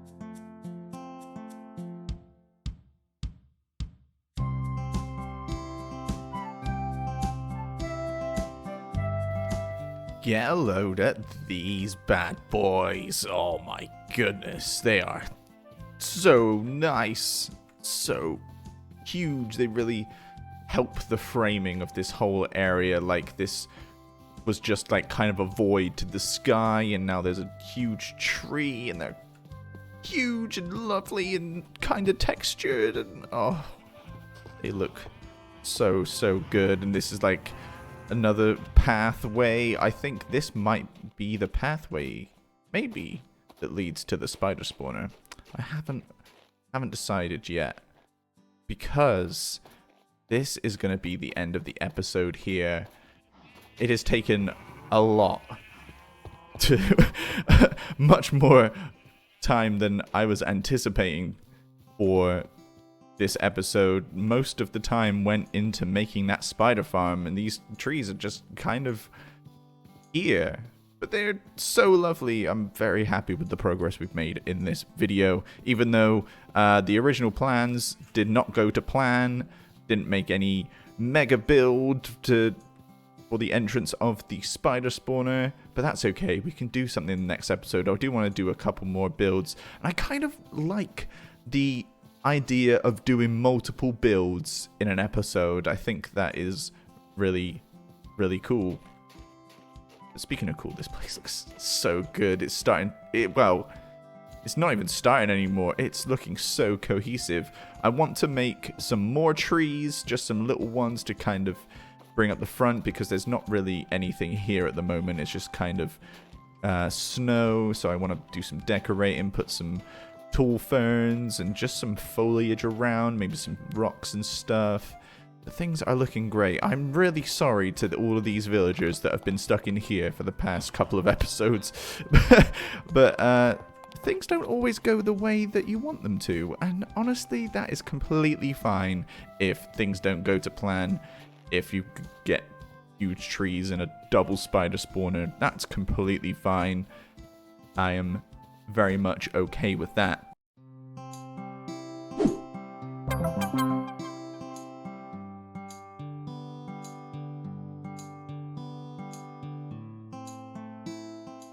Hello there, everybody, and welcome to a new episode of Building with Peeporp, and I am Peeporp. I hope you're having a wonderful day. So, there's been a few things that I've been doing over the little gap between episodes, and I don't know if you noticed behind me, but there are some roller coasters. That's right, I'm making a theme park. I'm just kidding. I have been actually doing some villager work, and I know you're going to ask, Peeporp, does this building look different? And I'm going to say, no, what are you talking about? That's crazy talk. That's crazy. I would say that, but I'm not into gaslighting. So if we come up here, I've moved around the kind of villager zombie setup because basically the minecart kept picking up our dear friend Henry, and he killed me. But it's okay. Well, it's kind of okay, because as you can see, I've got an iron chest plate. He stole my chest plate! But I got revenge by putting a silly glow squid head on his head. So take that, Henry. So yeah, I have been doing some villager stuff. Look at you, little farmer villager. What have you got? Ooh. Okay, yeah, you can be sent over. So yeah, we've got a couple of roller coasters going on. So what I want to show you first is I got some librarian villagers. So we've got 7 spaces. I've got 1 space left, but I've got the main ones. I got Mending, Fortune 3, Unbreaking 2 still. I couldn't find it. Unbreaking 3, Looting 3, Efficiency 5, and Silk Touch. And the large majority is for 1 emerald. Wow. Well, this one's 12, but that's Efficiency 5. So, I mean, that's completely fair. They're all very low emerald trade, which is fantastic. Also, the door is missing, but we're not going to talk about that. And that is fantastic because if we come over here to our melon and pumpkin farm, we have begun to fill this up as well with some lovely villagers that have been converted so we can get lots and lots of emeralds from all of these lovely, lovely chaps. And also, now we've got our steak. Puh. Get it out of here. Blech. We are running on golden carrots now, baby. Look at this. Whoa. Golden carrots for days. Now we have an actual supply of food. I'm going to pick the steaks up. I'm just going to eat them anyway. But now we have a golden carrot trade for very low emeralds and all is well. And I also have something really, really cool to share with you. This has kind of blown my mind, honestly. We had someone draw this place. We had, like, someone actually take time out of their day to draw and illustrate and oh my, I'm gonna put it up on the screen right here and we'll just have a little comparison between the 2 places because oh my goodness, somebody drew our survival world. That is crazy to me. I am floored. This insane. The support that I've been receiving on this videos are absolutely insane. So thank you so much to Mr. Alter for the amazing drawing. I really appreciate it. It's so cool. Wow, things are going crazy. But what I want to do first in this episode, before I bore all of you with all the behind the scenes stuff, I think this path needs improving. So what we've only got at the moment is just some walls. And I want to change that. We got some trees on the side, which is very nice, but I want to get this path a little nicer looking. I think it's looking a bit bland. So I'm going to do a little section of the path, have a little chat with you. So let's go and get some resources to do that. Okay, before we do that, I want to actually make a really nice shovel. Now that we've got the things for it, I might as well just make a lovely shovel. I think I've got a spare one. Yeah, I'm going to just take the enchantments off that. We have got a lot of emeralds already. New door is always good as well. One of you. I took too many. I used all my books and got loads of silk touch. Oops. And there we go. A lovely, powerful diamond shovel with efficiency 5 and silk touch. Just what we need. Right, we've got everything we need. I think I'm just going to do a little test patch over here. And also, I got some nice pickaxes before I started trading. So we got our Fortune 3 and we got our silk touch. All is well. Let's get started with this little pathway here. I'm basically just going to line it with coarse dirt. Get our cobblestone walls. And then we're going to put some spruce leaves up and behind them. I think we might have to get rid of this tree here. Or move it to the right a bit. think moving it to the right a bit, but that's, yeah, I'll have to do that in a bit. But what also I'm going to be adding is some sweetberry bushes along the sides here, just so they're not too intrusive and you don't really like accidentally stand in them and get hurt.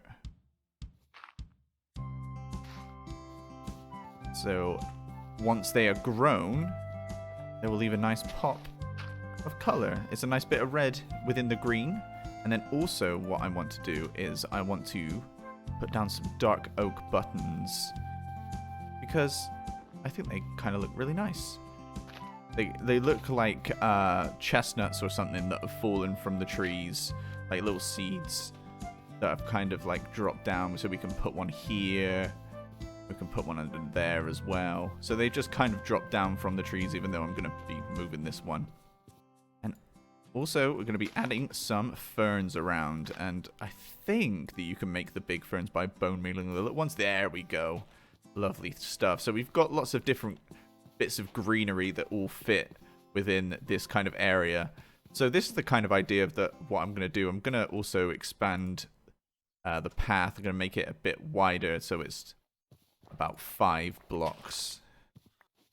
So I'm going to go and do this for the rest of the path. I kind of walked you through my kind of ideas. And also I want to add some decorations, like some carts and stuff, just to kind of make this place feel a little bit more alive, because it is expanding and it is going to become a village. What I'm planning to do is I'm going to be... Oh, also we got a bannerman here, so he's just chilling there. I'm wanting to bring the path all the way around this way. I need to sleep. Best time to explain something. As I was saying, we'll bring the path from here through these trees, and I'm going to terraform this area around here, and I want to bring the path all the way around this part of the hill. Might do a little bridge across here, because this part is treacherous, and I want it to like kind of come all the way around here to meet this path. So we're going to have to run it all the way around this hill, which I think is going to be okay. And then what I want to do, see this nether portal over there? That is the nether portal that is connected to the tunnel that connects us to the nether fortress that we went and found on stream.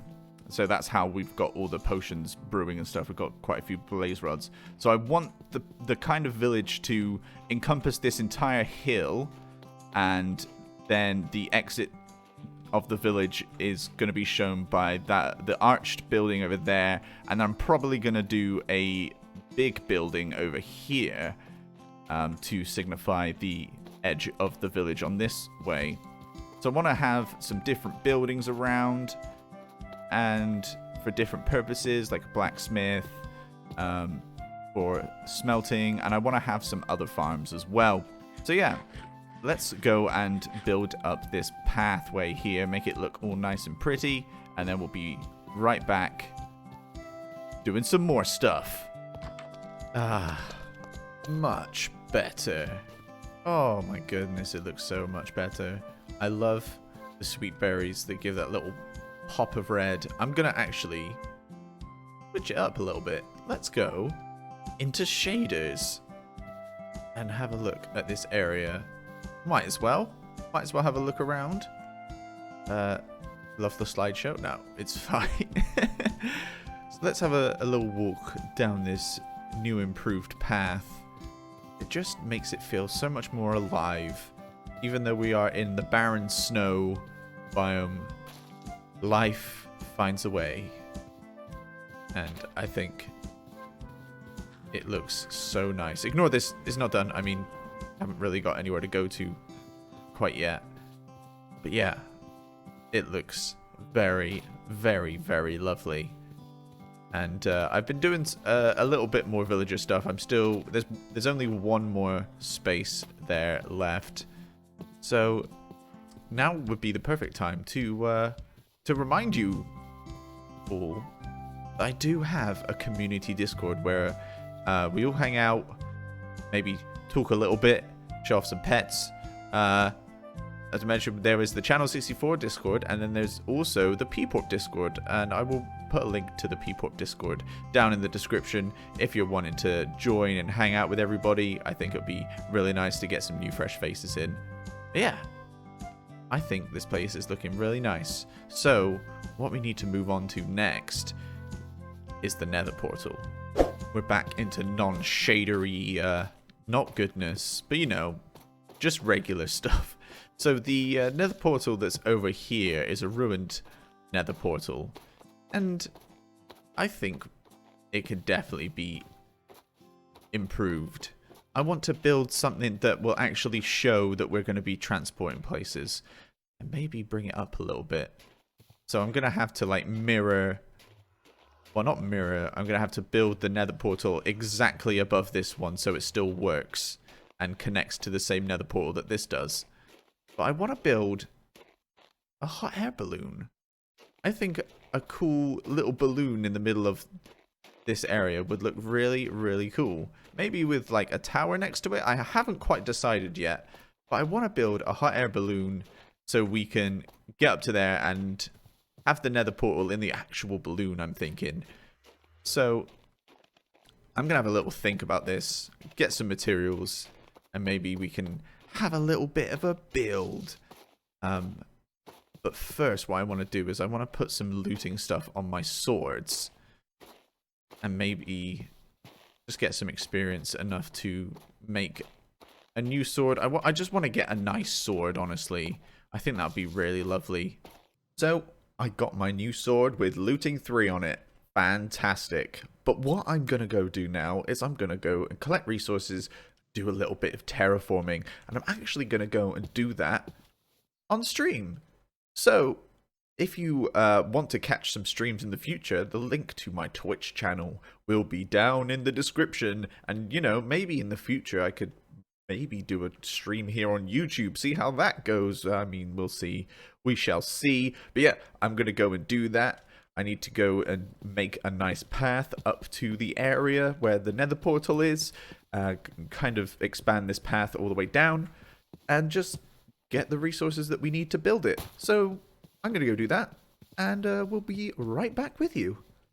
That was actually a load of fun. And we got lots of resources. Got some cactus over from a desert, 1,000 blocks that way. And I also did a load of terraforming, and now we have a path leading up to the nether portal. So I've got a nice design in mind. I think we should just go ahead and start building this portal. We've got all the supplies that we need here, plus a boat. And yeah, we need the boat. So let's build this nether portal decoration thing, and then we can test it, see if it works, and if it does, that's great. If not, I'm just going to slam my head into the desk, honestly, but it'll be fine. I'm sure I've got it. But yeah, let's jump into this time lapse.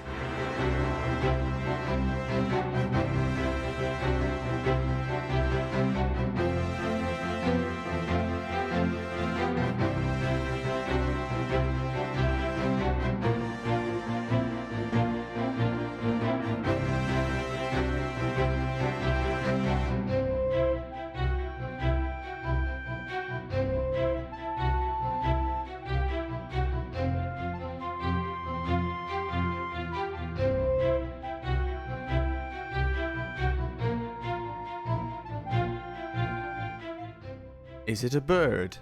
Is it a plane? No! It's a nether portal balloon. I think it's really, really cute. It obviously doesn't look too great from below it, but I think it is really, really cute. Now, we do need to sort out the bottom part here, because there's still a nether portal, but I was going to fix that and terraform that, probably over the gap between episodes, because we need to test to see if the nether portal connects up to our little tunnel. So I need to get flint and steel. Let's go and get that. Yoink. It does look super cool from far away though. I needed something to kind of like bring height to the area. I built those trees in the last episode and they kind of do the job, but it's nice to have something that isn't natural kind of hovering above our little area here. And yes, another ladder to get up, like the villager breeder, but it's okay. We come up here. And first things first, it's like a little boat. It is like an airship. Hot air balloon in a weird sense. Oh, I didn't fix the this is the wheel. This is where the captain sits. Can I sit down? Hello? I'm piloting the boat. Look at me. Oh my goodness. And then we get up into the actual balloon, which I mean usually wouldn't have anything in it, but this is Minecraft, so we can really just kind of play with our imaginations here. And this is our nether hub room. I really love the effect of the shroom lights with the tinted glass and the black glass, so it lets some of that light through, even though we've got these big lights as the redstone lamps at the edges here. So what we need to do is we need to light this portal and see if it connects up. Fingers crossed. Ooh. And it does. That is actually perfect. So let's go back. We can start working on below the balloon. This is the best. I'm going to destroy this and see if it works out. Let's get rid of this crying obsidian here. That's gone. Thank you. Let's go and test it again. And it links back. That is absolutely perfect. Oh my goodness, so happy. I'm so relieved I don't need to do anything. Oh, lovely. Very happy about that I don't need to worry about things. So, yeah, full. It's fine. It's all good. So, now all we need to do is clear up this area, get rid of all the nether stuff. But yeah, it's just fixing up the bottom part here, getting rid of this obsidian. I want to build a platform as well, like a little landing platform, I think. So it's just getting rid of this nether portal and things will look much nicer. Okay, now the portal is all gone and I haven't terraformed it, but that's okay because it is the end of the video. Oh, I haven't got time to do that.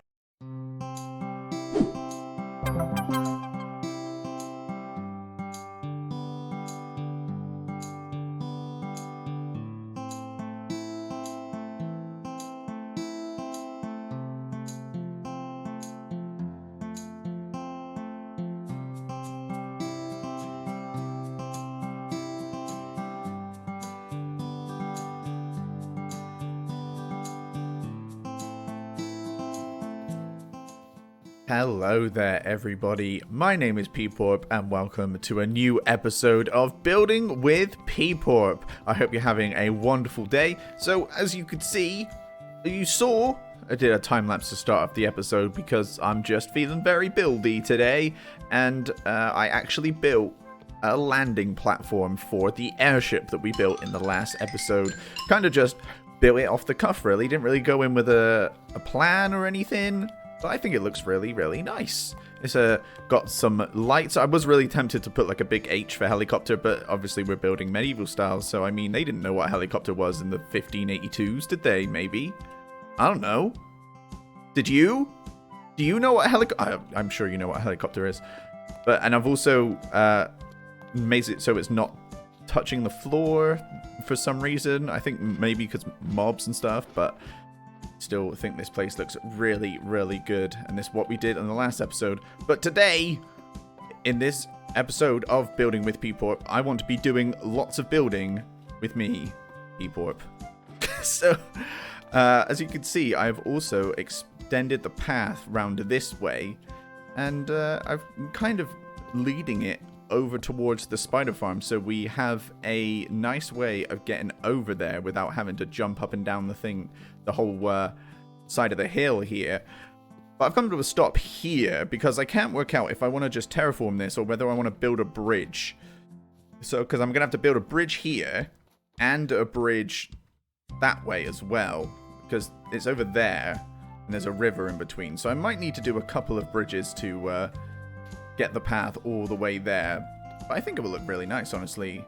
What I was originally planning on doing was bringing like a bit of terraforming out here and making like a land bridge or like a big bridge across there, but I thought that's a lot of work just to get to a spider farm, and it just so happened that the nether portal was kind of in the direction that I could have gone. So I've decided to just bring the path around here, and it makes it a lot easier to get there. But what the main part of today's video is, I want to raise the stakes. I want to make something that is big. Like, this is kind of large, but I'm thinking I want to do something very cool and very functional as well. So what I'm going to be doing today is building a large manor. One thing I do need to do first, though, is I need to get some emeralds and some books. I don't even need to take many emeralds with me, but it's okay, because I want to put some mending on my books. On my tools. The mending comes from the books. I'll take all of your mending, please. Thank you. Just so we have some spare. Now, how much to put mending on here? Oh, goodness, that's a bit too much. Let's go and get some levels from the villagers over there.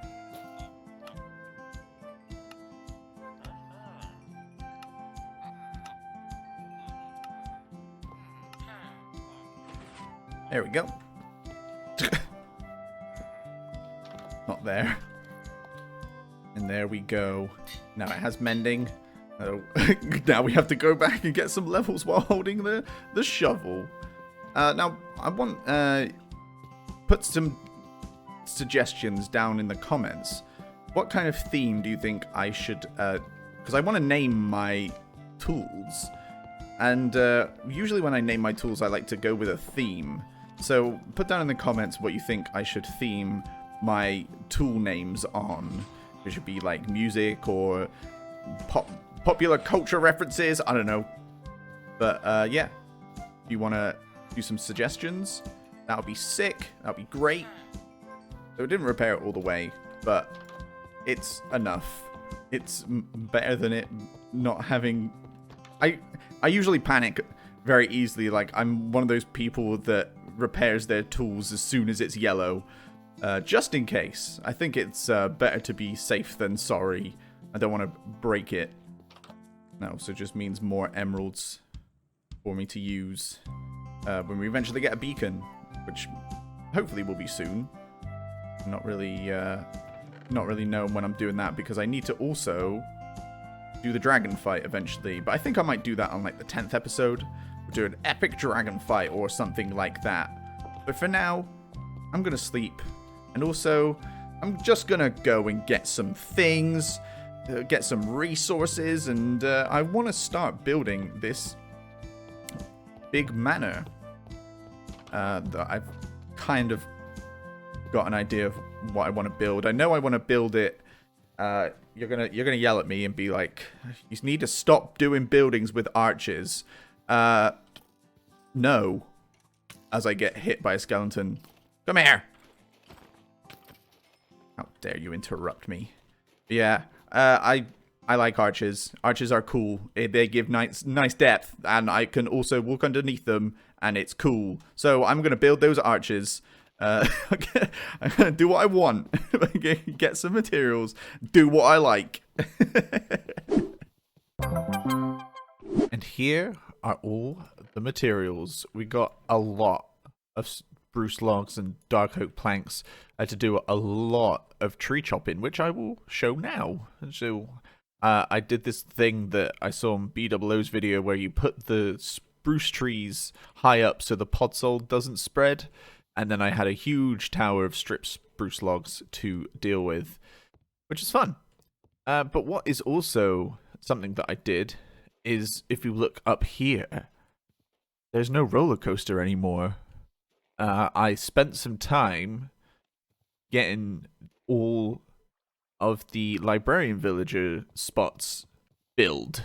So now everybody has got their own spot. And also, we have an Unbreaking 3 villager for 1 emerald. Perfect. And now we can put the carpet back in. And I got a Protection 3 villager, 4 emeralds. And then you just combine the books for Protection 4. I think those are all of the villagers that we need. So I think that we are now ready to start this build. I need to get rid of some of this snow. And we could start building up this lovely manor. Are you excited? I'm excited. I'm excited to spend a couple of hours, maybe a few, building this. So I'm gonna do that as a lovely time lapse. How many time lapses are we gonna have this episode? I don't know. Maybe we'll have some more. We'll see. But yeah, I shall see you after we've built up this very big build. I shall see you after the time lapse.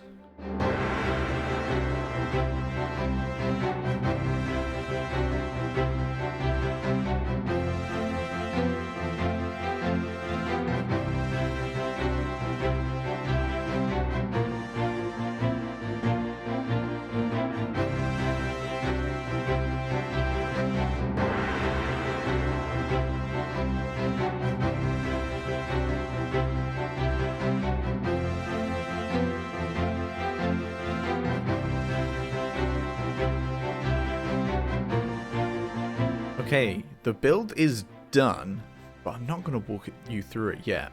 I don't know if you noticed, but I made a little stables area, and so what I'm going to go and do is find me a lovely horse, because I'm tired of walking around, like physically tired. It's exhausting running around the whole place. So what I'm going to do is I'm going to come over here to this lovely plains biome over here, try and find us a horse. I just don't want any horse. I want a decent horse. And if we look in my inventory, I'm going to use my only name tag. We're going to name the horse, and he shall be our noble steed to ride around the world and have merry adventures with, and just get to places easier while I don't have an elytra. I don't want to, as I said, probably a couple of episodes or on a stream, I can't remember. I don't really want to use elytra too much if I want to build like kingdoms and stuff, kind of, and using horseback to get to said kingdom. So I'll only be really using elytra for when I actually need it. So here are some horses, and it's raining, so I want to get this done quickly so we can get back home into the dry. Hello, could I possibly get on you, please? He is not having it. Yay! He is my friend. Put on a saddle, let's run around. He's really actually very slow. This is not the speed that I want, sorry chap. This one is not much faster, if I'm going to be honest with you. And the jump is pretty bad. Now this is what I'm talking about. The speed. The absolute speed.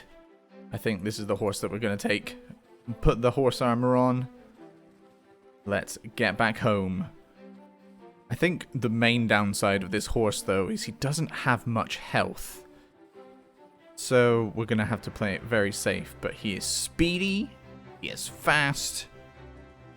And I'm sure he's going to be very helpful for us. And here we go. Riding the path down. Underneath the arch. Let's go. Oh my goodness. Let's put him here. You can stay here, little speedy boy. I think I know exactly what to name you. And here you go. Graham the Gallant. I can't really see that well. Graham the Gallant. He is regal. He is ready to transport me wherever I please. And also a little barrel for leads and stuff. Just in case. But yes, this build is beautiful. I'm not going to beat around the bush. It's beautiful. I am a big fan of how this has turned out. It's kind of a manor, just kind of a big building. I don't know what really other to call it than a manor house, but it is huge. And it has an archway, which is even better. I really love all the details and all the depth that I've managed to get out of this build. And as you can probably tell, the interior is not done. But that is a special reason why. It's because that is what I'm going to be focusing on for next episode. I've got something super cool, super exciting, something very interesting planned for the next episode about this house. But now I think that is going to be the end of the episode here from me and Graham, the new stables and the new manor house. I really hope you enjoyed this episode of Building with Peeporp. If you like the video, leave a like. If you want to see more, subscribe. Put some comments down below of what do you think of the build, what do you think of Graham. I think he's great. I think Graham's pretty great.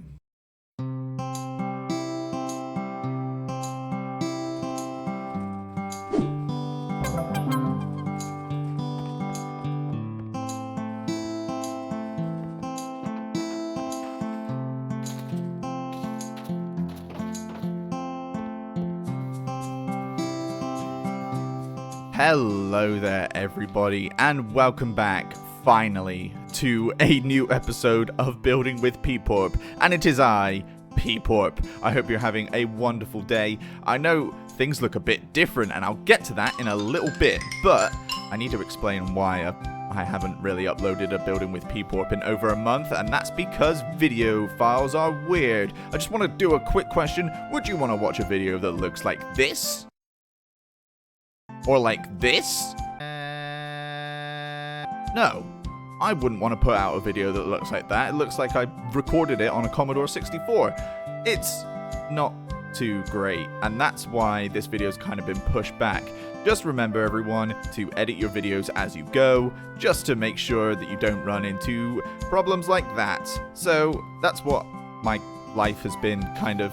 But I've been getting some work done on the Channel 64 SMP, which I'm very happy about, and I did get some stuff done in the episode, the scrapped episode. So basically, what I'm going to be doing in this episode, working from the last one, is we built this gorgeous lodge manor thing, house, and what I'm going to be doing is I'm going to be filling it with as many farms as I possibly can. And so, in making the episode that hasn't made it, and probably will never make it to air, you can probably hear there's a minecart in there. You can probably see through the window. I already started making some farms in there as part of this making farms. I'm actually going to turn down the sounds here. Just give me a second. I'm not sure why minecarts count as friendly creatures, but that's okay. So if we come in here, we have a dual bamboo and sugarcane farm of my own design, and I did redstone, so that is absolutely crazy. Look at it. There's redstone and everything. There's two separate little pistons areas with observers, and it's all connected, and it looks fantastic. And in the floor we have a huge hole, which is a cactus farm that is connected by a water elevator up to this collection system. I really have done some redstone here, that is for sure. And if you could see underneath the floor there, I left it a little bit exposed because I like kind of looking at it. It's some redstone for a nice little auto dropper. So what happens is when the bamboo and the sugarcane grow up and they get pushed out by the piston, there is a minecart. That's where the minecart sounds come from. The minecart that is going underneath, and then it drops it into this dropper here, and then once the dropper senses there is redstone in there, it drops down into the same collection system as the cactus.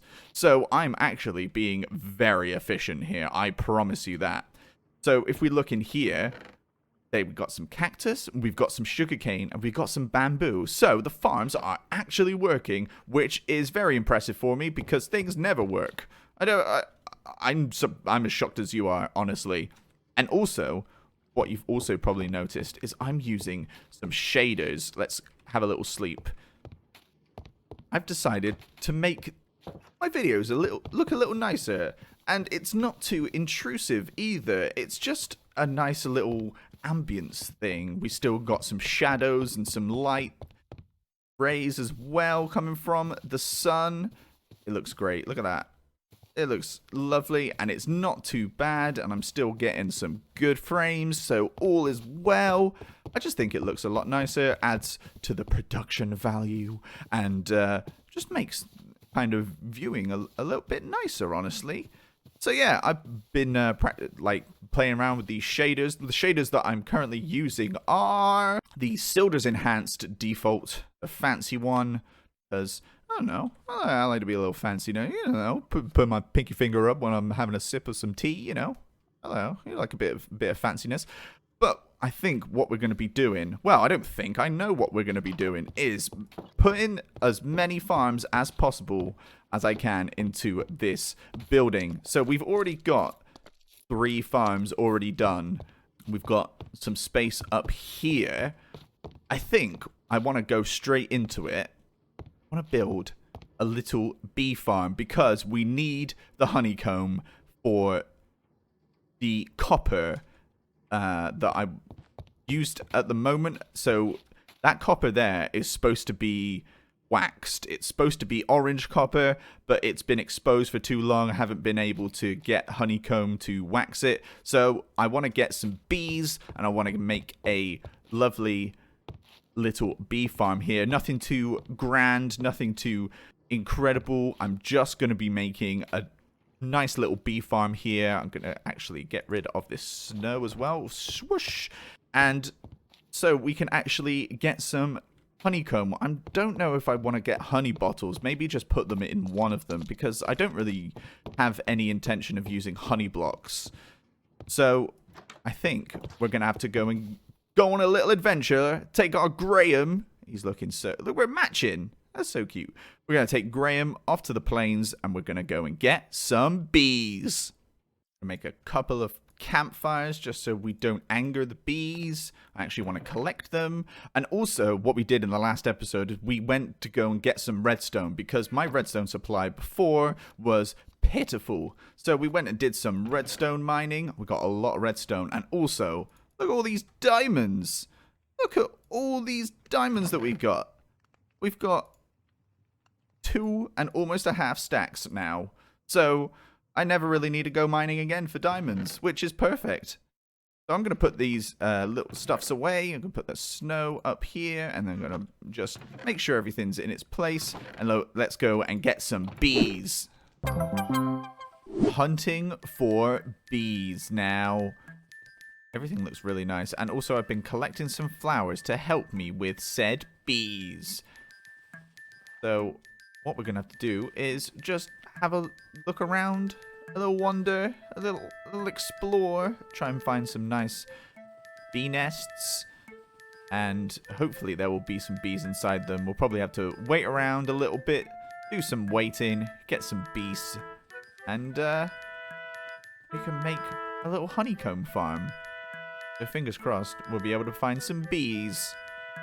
Bee located! Hello, bee! Where is your home, Mr. Bee? Is it here? It is here. I need to park Graham. Come on. Consider yourself parked. And there is the beehive with some lovely honey inside of it. Now, I hadn't brought my shears like a silly person, so I'm going to put the campfire underneath and wait for the bee. Oh, look, there he is. There he goes. Let's try and wait for him to get into his hive. Oh, there was already a bee in there. Oh, rubbish. There was 2 bees in there. I don't know if they're fighting over the flower or if they're smooching. Go on. Get in there.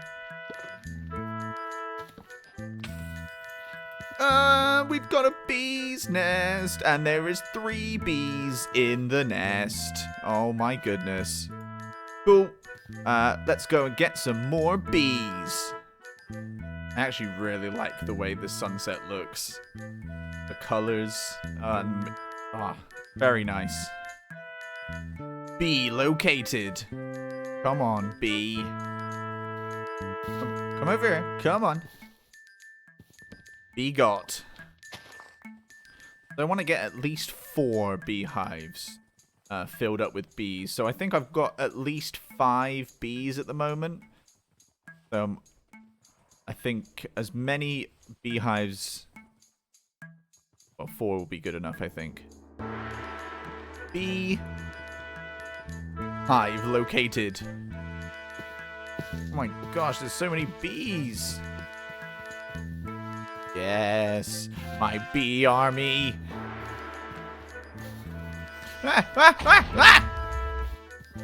Poor bee. Bees. Right, now where did Graham go? Oh no.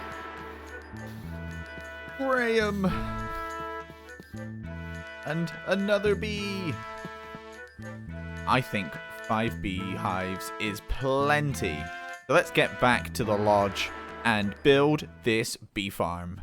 Okay, I've got all the stuff, and I'm really hoping that I've got enough room for everything. So what I'm going to first do is I'm going to put down the chest. Then I'm going to put down 1, 2, 3, 4, 5 hoppers. And then we're going to get a dispenser and put them down into it. And then I think I don't have enough room. Oh no. I think I'm going to have to knock a wall. Well, a bit of the ceiling out this way. Probably just bring up the snow layers, honestly, just to hide it, or put a little ledge there, because I'm going to have to put the observers the other way around, and we'll have the dispensers going into the block here, and before it gets snowed on, I'm going to have to put some redstone dust, like this. Oh no, I put them the wrong way round, like that. I'm going to put some dahlia leaves, no, not there, down like this. Then I'm going to round it with oak trapdoors. I'm going to need to make some more oak trapdoors. Oh. I'm actually just going to replace these with dark oak trapdoors.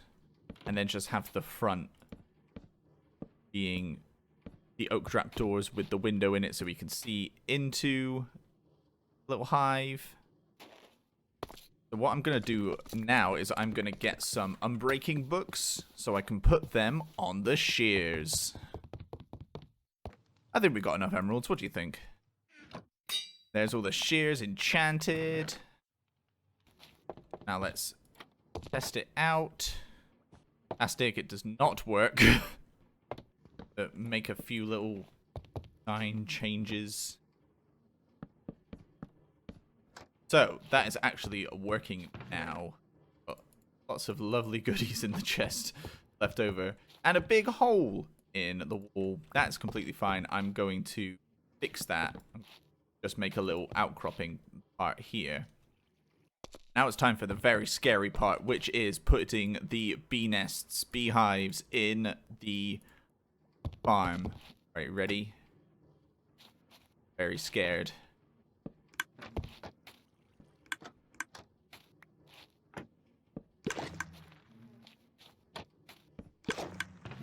And we're already getting honeycomb. Oh my goodness. Did I actually do it right? Oh my goodness. Yeah. There's the bee farm. It is done. I'm gonna quickly go and clean up the outside. And now I'm gonna make it pretty. There's the prettification. Everything is all good. The bee farm is working. We're getting some honeycomb. They seem very happy in their new place, maybe. And now there's no exposure to the elements. So what I'm gonna do now is I'm gonna make some more farms. I'm probably just going to run through this quick one because it's pretty repetitive.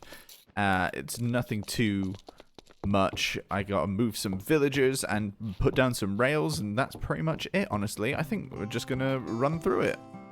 So I start out basically by farming some potatoes and wheat and carrots, because what I'm going to be building is a multi-layered villager farm, and I got some iron to get some rails because I was running out of iron, and also smelted up the gold. And here I am putting down the platform for the rails, which is going to be running underneath the farm, so it will pick up all the lovely crops. So I'm putting down the rails here, and then putting a layer of dirt above it, which is where the crops are going to grow and where the villager is going to live. So we've got the workstation and the light there, putting the crops down, and then basically just layering that up 3 times. So we're going to have 3 layers, 1 layer for the wheat, 1 layer for the potatoes, and 1 layer for the carrots. So it's a lot of repetitive stuff, kind of just doing the same thing over and over again, and planting crops, getting rid of snow and planted more crops and rails. And so now what we're doing is we're going to be moving the villagers all the way over from our villager breeder to the area. Now, the villager went through the ground and suffocated in the dirt.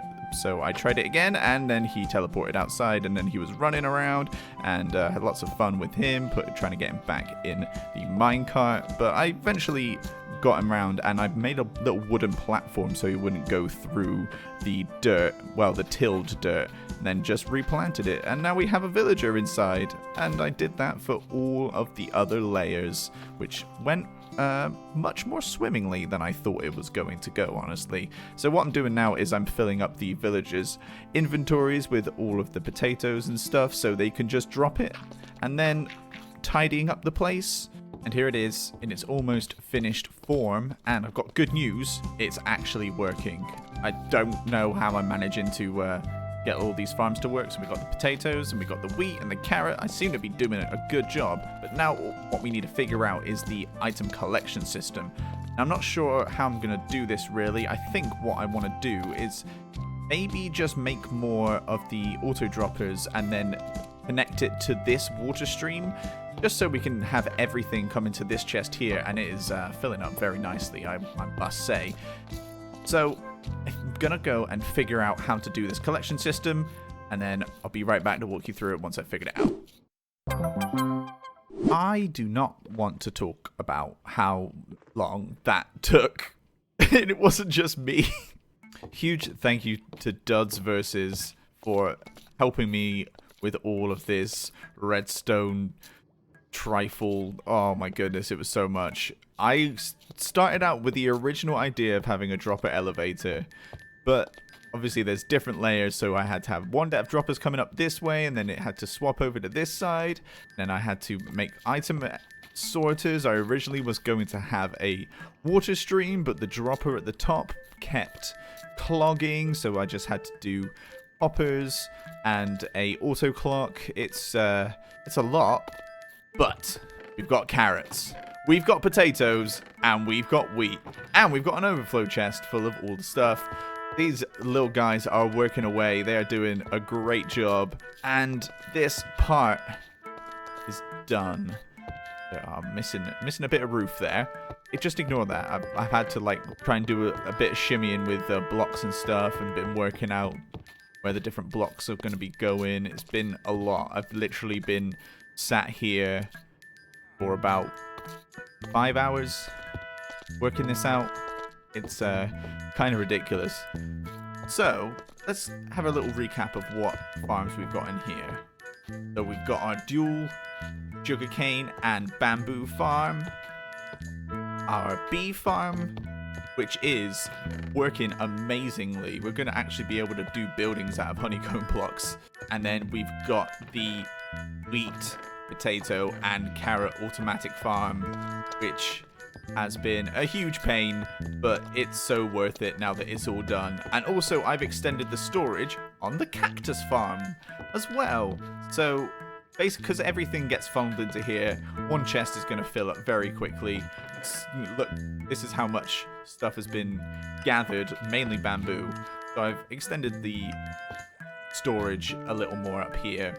And I do want to decorate the rest of this place, but I'm probably going to do that between episodes, because I want to move on the next episode to another build, because we've spent 2 episodes here, which is a month for me. So yeah, I want to get rid of that. I'm gonna get rid of that. I think we've been able to answer the question, how many farms can I put in a build? The answer is 7, but that's okay because it looks very nice. I hope that you've had a wonderful time. This is going to be the end of the episode here. If you liked the video, leave a like. If you want to see more, subscribe. Put some comments down. Now that we've moved on from doing farms, what builds do you want to be seeing in the next couple of episodes?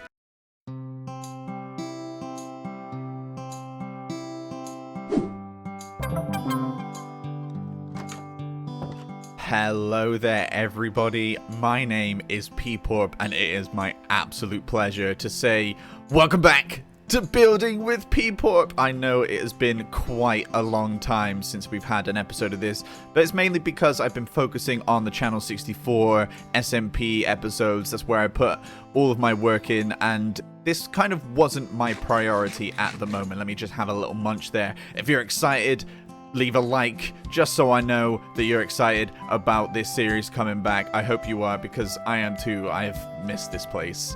It's been a while, but I think we should just jump back straight into it. So what I was basically planning for this episode is I was going to go and fight the dragon, and that was going to be the whole of the episode. I just love it here. I love it here. Sorry. I'm just kind of overwhelmed. It's great being back here. So what I was going to be doing this episode is I was going to be fighting the dragon, but that's not a lot of building. So instead, I'm just going to go and fight it on stream. I'm just going to go and do a stream. I'm going to fight it, and I'll be back. Yeah, I'm going to go do that. Well, I think that went pretty well. What about you? I got to take this thing off, though. This is giving me flashbacks. Yeah. But yes, that was a fun little fight. We beat the dragon, and I only died 2 times. And that would have been terrible if this was a hardcore series, but it's not. So I'm going to take the egg here and put it next to my bed for safekeeping. And here is a little bit of the highlights of the stream. Ah! Miss. Eat a food. Oh! Oh! Oh! Bucket trick. Oh my gosh! Oh! Bucket. No! Ah! I did it! Oh, I did it. Wasn't that good? Okay, also on the stream, what I did is I kind of explained what I'm gonna be doing for the rest of this village. And now let's pop into free cam mode right here. So we've got all of this built, and I genuinely love it. It's so good. I just like looking at it sometimes. It really makes me happy. But what I'm gonna be planning to do is I'm gonna be bringing this road here. I'm gonna be bringing it around this hill and be building a little bridge in between this ravine, and then I'm going to be bringing the road so it wraps around here. So we're just going to have a big circle around with lots of different buildings. And now that I've got the villager farms in this building here, I'm probably going to take down this tarp because it's good for starter stuff, but it doesn't look the best. I kind of free-winged it and it doesn't look amazing. But I think what I'm going to do now is I'm just going to plan the roads. I'm going to build a nice little stone bridge so everything looks nice, and yeah, I'm going to go and do that probably because I want to get something built, because this is Building with Peeporp after all, and I am Peeporp. We gotta do some building. I'm excited for you to see what we're going to be building this episode. So let's go and plan out these roads, and I'll be right back with you.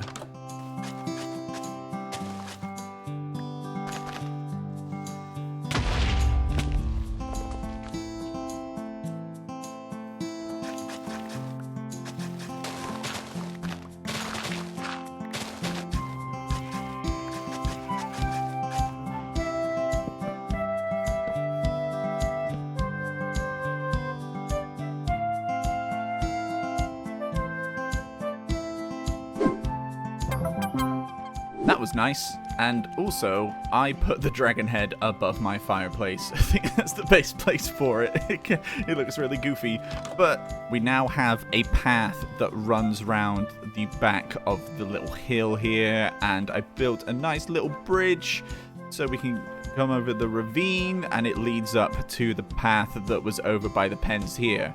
But I think it's time for us to get into the main build for this episode, which is actually going to be right here. So one thing that I do need in this world is a super smelter. I need to be able to smelt a load of stone, load of blocks, load of ingots and stuff like that, because the 3 furnaces in my starter house is not enough. So what I'm going to be doing is I'm going to be taking apart this hill here, and I'm going to be building a blacksmith, which is going to have a super smelter in it and maybe a couple of villagers, either a couple of villagers or storage, mass storage for stone and other things like that. So I'm going to go and take all of this hill away and do a bit of terraforming just to prepare for the build, and then we're going to go and get the resources and everything will be lovely.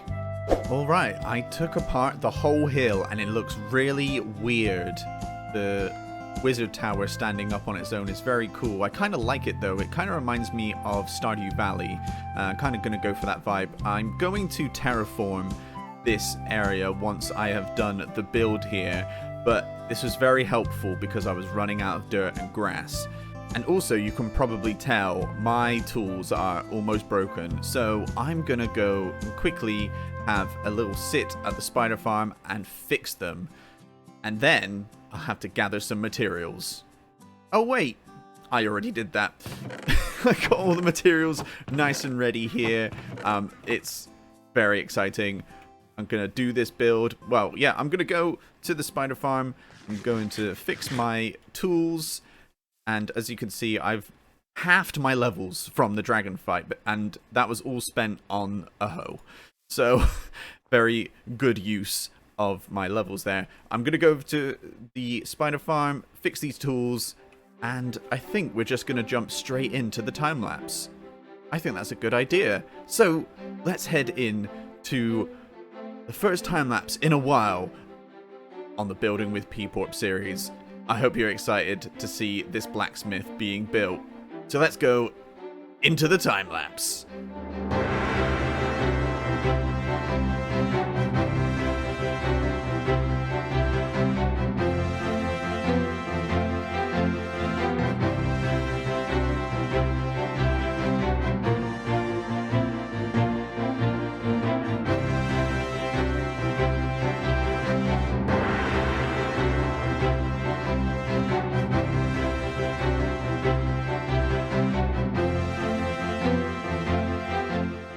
Morning sun shines upon our new build here. What do you think? It's the blacksmith. It looks amazing. We've got the tower behind it.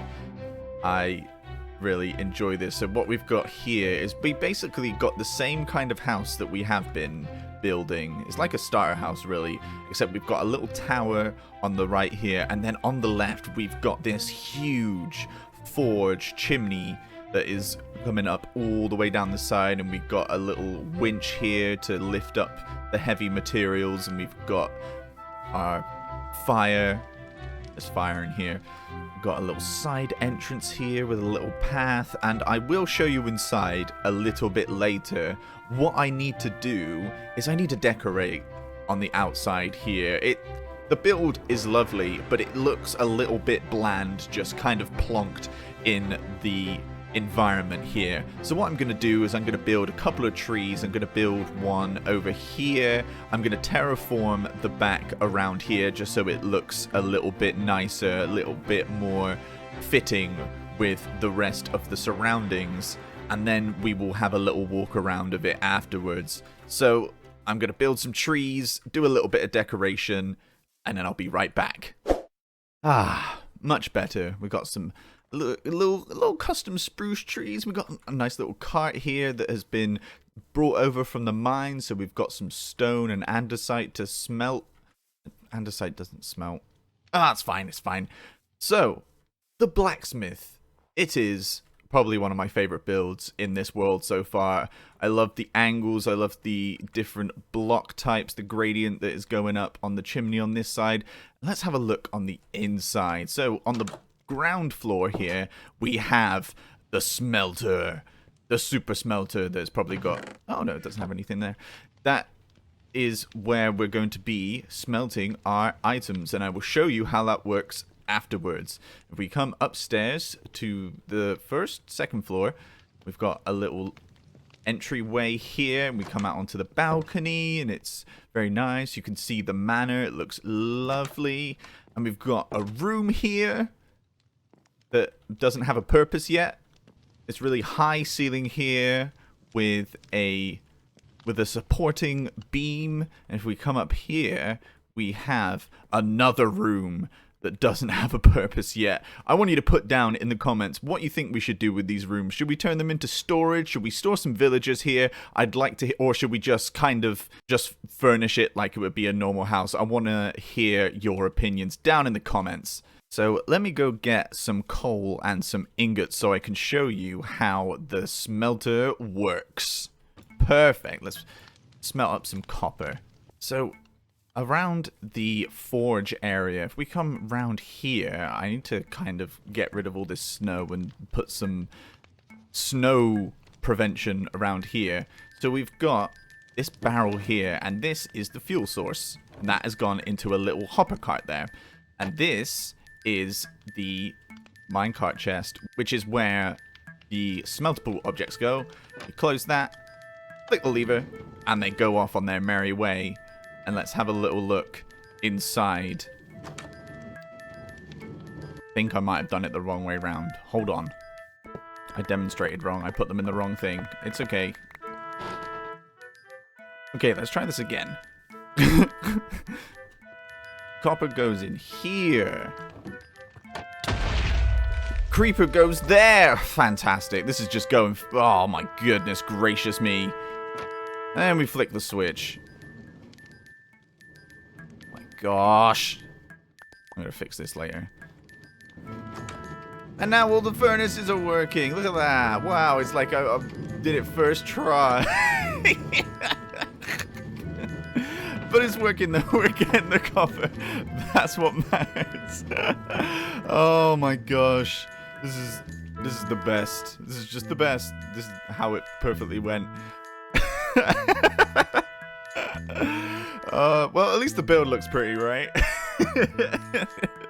I'm afraid that's going to have to be the end of the episode here, though. It's a bit of a short one, but it's just testing the waters to see if people are wanting Building with Peeporp back. I'm kind of wanting it back. It's still kind of shenanigan-y, even though it wasn't planned to.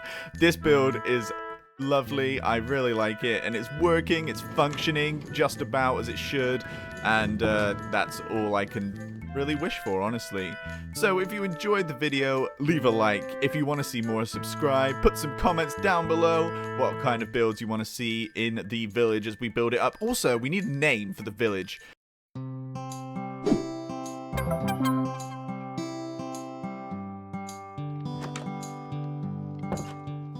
Hello there, everybody. My name is Peeporp, and welcome back to a new episode of Building with Peeporp. The sun's so harsh in my eyes. Ow, my retinas. I hope you're having a wonderful day. In the last episode, we built up this lovely blacksmith building. We made a super smelter underneath. And now I would love to say thank you so much for all the support on that video. It was so nice to be back in this world, and it seems that lots of people really enjoyed it. And if you remember, I asked at the end of the episode what I should do with the remaining rooms in the blacksmith, and I had lots of lovely YouTube comments like these, telling me that I should just do a regular interior like somebody lives there. So that's what I did. So down here we've got the super smelter. This is what I decorated before. If we come up here, got this room here, which was decorated, which is kind of like the hallway and such. And now we've got a lovely little dining room here with some chairs and a huge table and a cup and a very, very big bottle of wine there. And then if we come up this staircase here, we have a really lovely bedroom in here. It's very cozy, very secluded. We've got some curtains up on the windows here. We've got just a nice little bedroom here. I think it's really nice. We've got lots of candles everywhere. It's very, very cozy. Now, also, if you didn't notice in the little intro part, and also behind me, I did a little stream in which I decorated all the paths around the town. So we worked from around here, and we brought the decoration of the paths all the way around here, built a few custom trees, and kind of just made the path look more cohesive with the area, and I love it. It's really bringing this area together. This place is looking so fantastic. But there is some, I wouldn't say sad news, but it's kind of bittersweet. You know, I don't know if I mentioned it in the last episode, but I said I wanted to get rid of the little farm we had up here, and now you can see it's just a flat area. We took it down during the stream, and it was very sad, and many tears were shed. I'm just kidding, I'm making it much more dramatic than it actually was. But now we have this huge area on top of this hill to build something very nice, because over in our farmhouse, where all our farms are, I finally built a little staircase up here. And if we come to the storage where our farm people are, the villagers that we have up here, look, you can hear it ticking off. It is working very, very nicely. Very nicely indeed. It is very, very good, actually. I'm really surprised at how well it's working. So we actually didn't have any need for that big tent anymore, and it was kind of an eyesore. So I'm glad that we took it down and now have lots of room to build something, because we're going to be building something. Obviously, it's Building with Peeporp, so we're going to be building something very cool this episode that we desperately need to do. However, before we do that, we need to go over to the nether balloon, because there is something that I want to do before we get started building. So now we're in the nether here, and you can see we have a long nether tunnel that way. And what I'm wanting to do is I'm kind of wanting to start building up a little nether hub area, because if you remember in the last episode, we also showed the highlights of me going to fight the Ender Dragon, which was lots of fun. It was a great stream. I had lots of fun, only a couple of deaths, so that was all good. But what I want to do at the start of this episode is connect some nether portals up so we can get to the end portal much more quickly. And it's because it's like a couple of thousand blocks away in the overworld. So I'm wanting to build a long nether tunnel. There is an ice biome close to us, and so it will be much easier for me to get to the end that way than having to go 2,000 blocks one way and then 2,000 blocks another way just to go to the end, because I do eventually want to go nether raiding. I need some shulker boxes and maybe even some elytra eventually.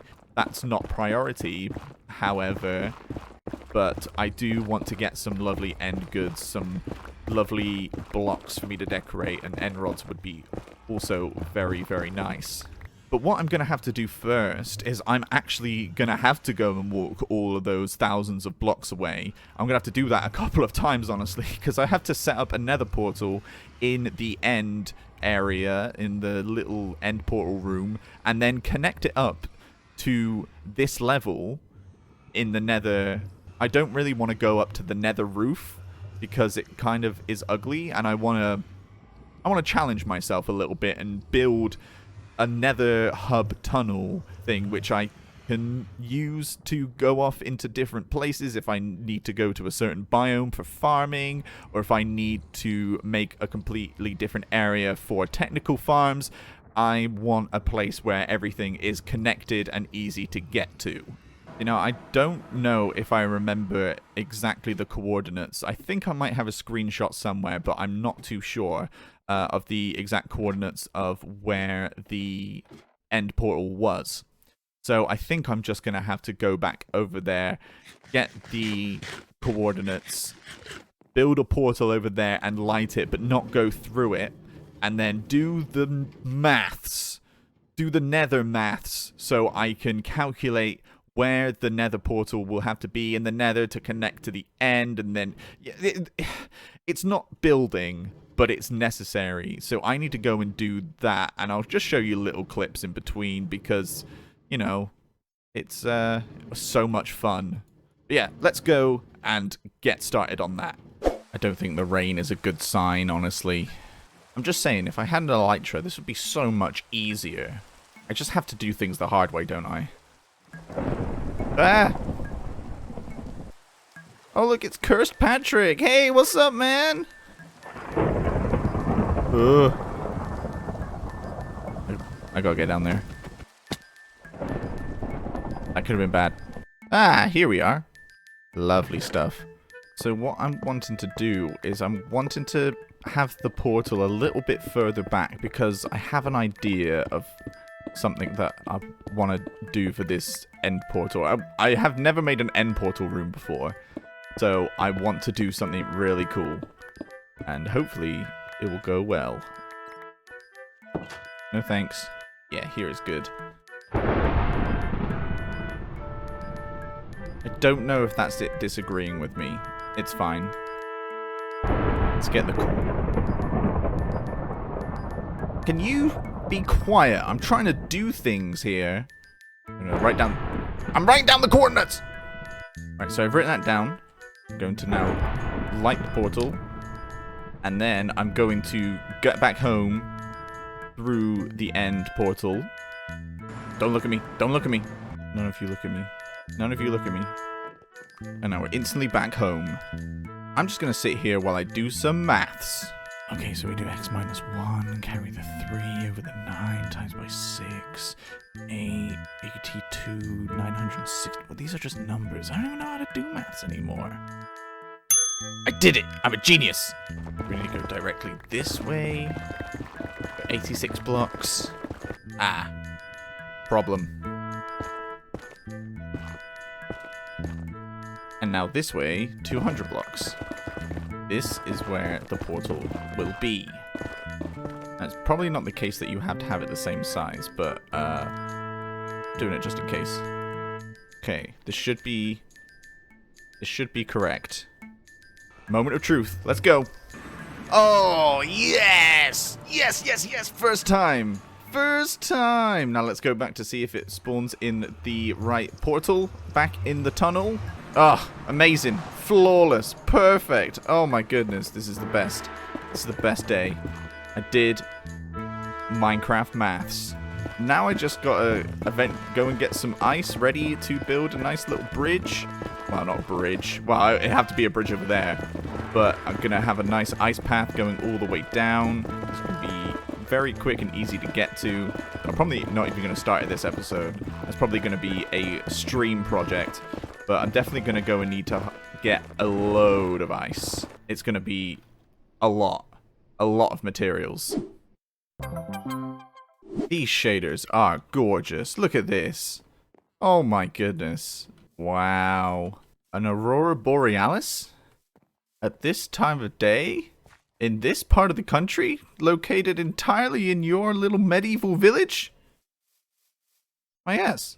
Now, material gathering is going to be very important for this episode. It's going to be a lot of materials, not just for the nether build, but also what I want to be building in this episode. And it kind of very much related to our storage here, because this is very much a starter storage area. And as you can see, we are filling up really, really quickly, and I'm starting to run out of places to put things, and the storage is not as extensive as I want to, and I kind of want to try like hoarding materials and gathering as much as I can, but I can't at this very moment because of my limited expanse of storage. So I'm thinking the perfect thing that could be built up on this hill here. Oh, it looks beautiful, but I need to sleep. So up on this hill here, we've got the huge space where the crop field used to be, which is perfect.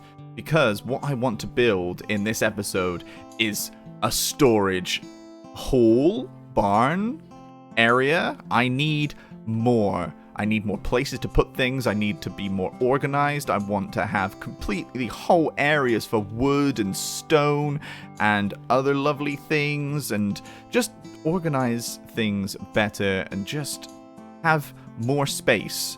I need more space.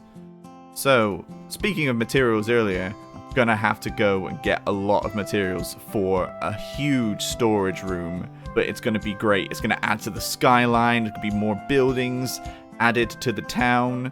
It's gonna be amazing. But quickly, before we do that, I have a little thing that I forgot to mention earlier about something that happened on the stream.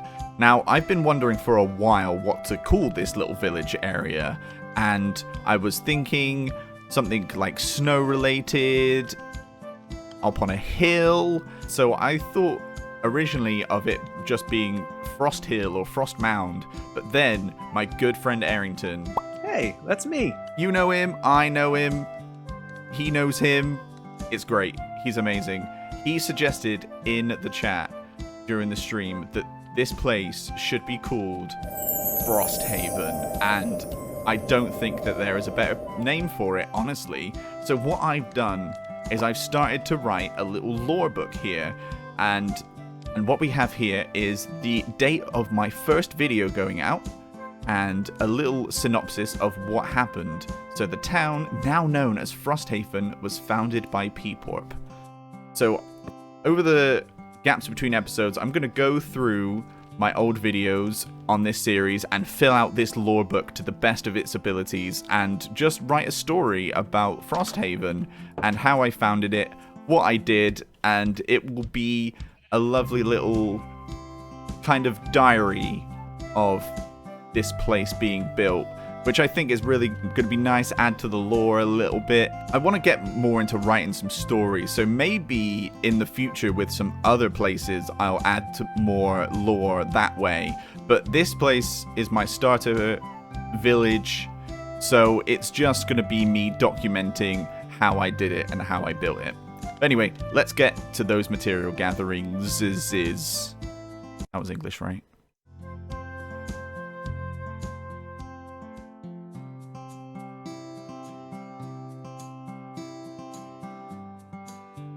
And we have all the materials that we need, which is great. And you know the spiel, you know what's going to happen. Let's just jump into the time lapse. Should we just jump into it?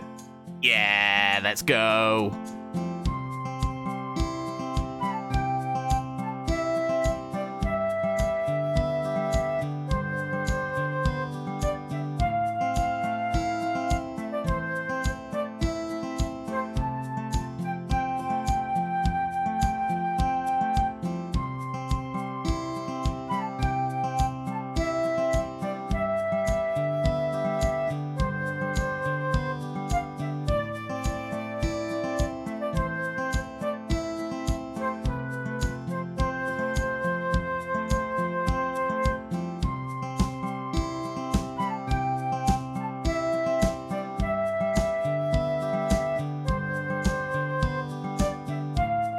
Here we have the build completely done this time. I did the interiors and everything is perfect.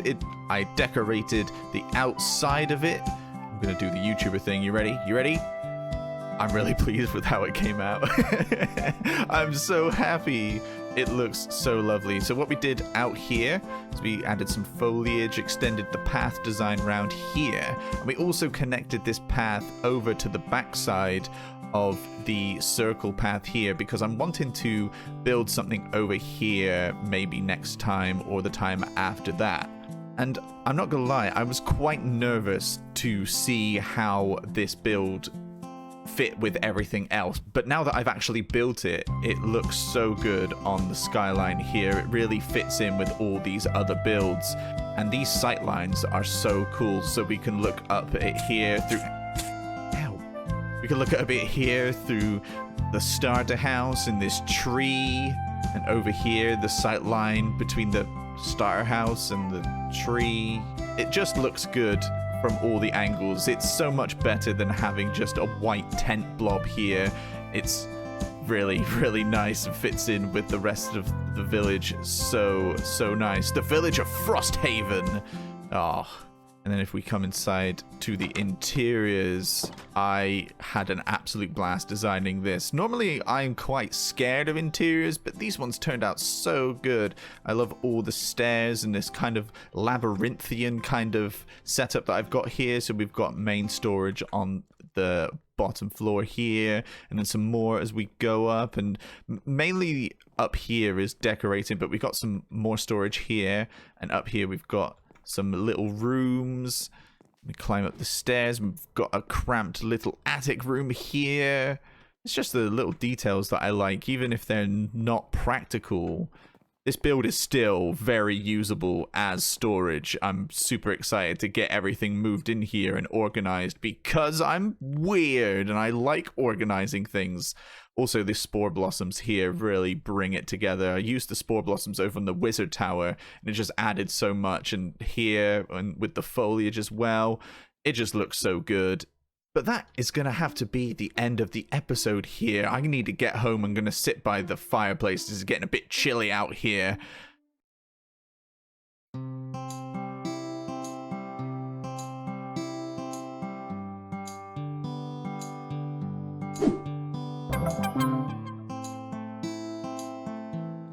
Hello there, everybody. My name is Peeporp, and welcome to a new episode of Building with Peeporp.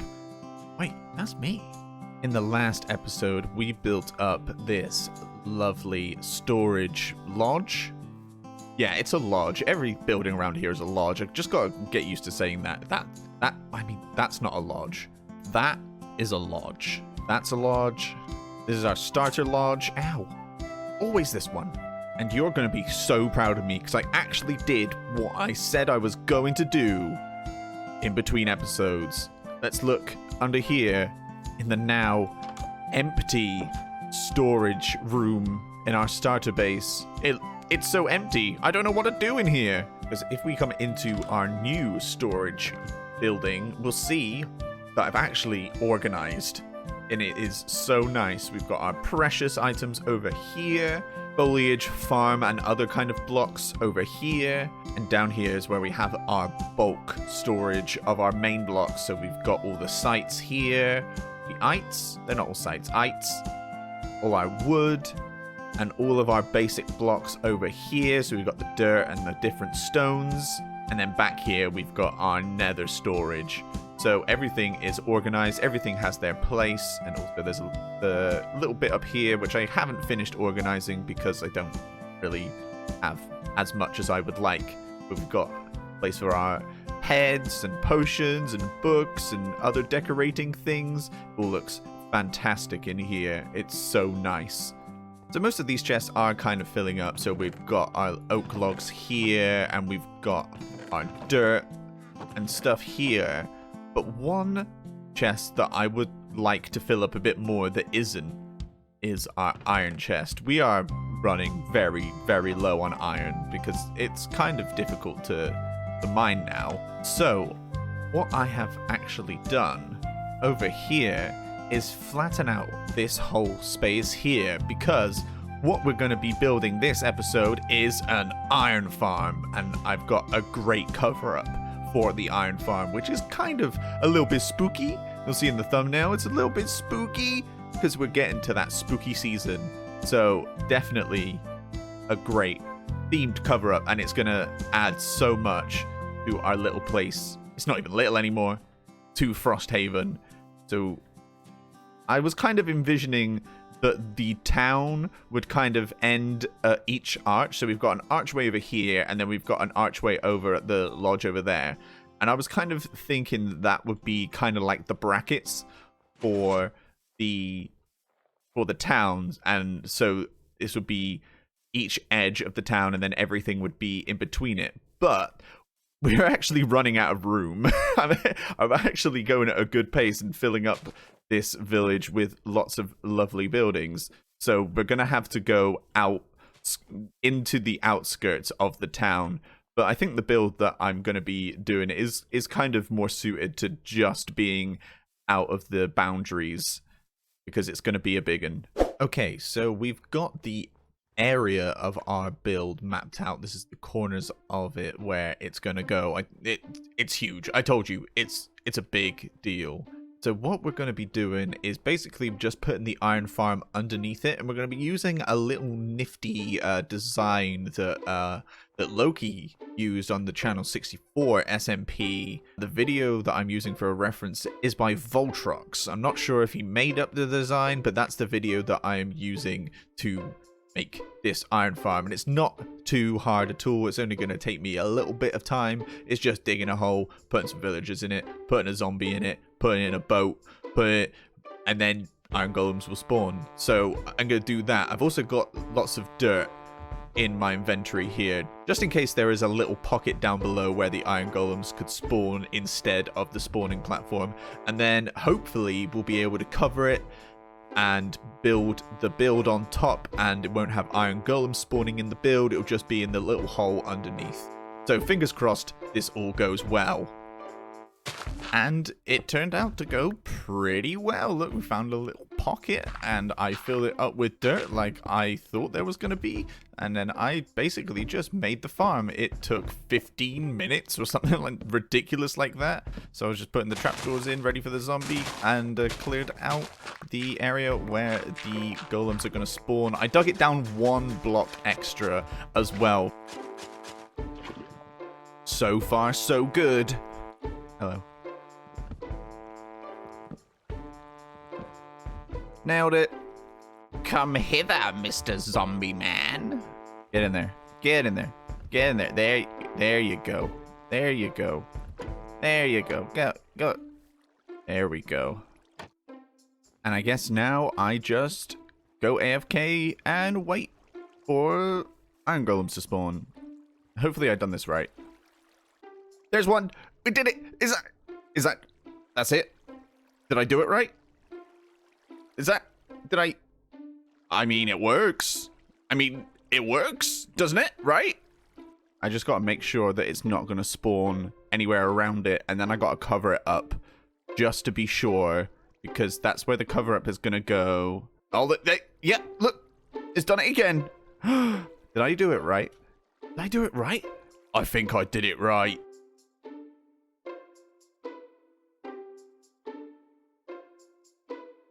So after being AFK for about an hour and a bit, just a bit over that, we have the most iron we have ever had in this survival world. It's crazy. So that is going to be, it's working right now. You can see the fires coming up through here and no golems spawn above this level. It's great. It works. I'm very surprised that it worked first time. So I'm not going to question it.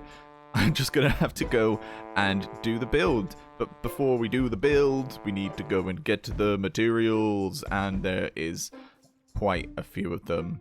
Mainly andesite, as I mentioned earlier, I think. Maybe. I don't know. I don't know what happens. I don't know what happens in my brain. So I've decided what I'm going to go and do is an material gathering stream. It could be for a couple of hours, basically just in the mines, getting loads and loads of andesite and also getting some wood. So I'm going to go and do that, and then we'll be back and we'll have the materials and everything will be okay. I'm genuinely excited to do this build. I'm very hyped that the iron farm worked. All is going well so far. I don't want to jinx it, but it's going pretty good. So I'm gonna go do that stream, get those materials, and we'll be right back afterwards. And here are all the materials I need for this build. And also what I did is I brought up the whole terrain just 1 block, because basically when the golems burn and die, yeah, the fire comes through the floor, and I didn't want the church to burn down. Symbolism or something like that. So I brought up the terrain, a single block, and it kind of looks better, honestly. It blends in with the rest of the terrain. It looks good.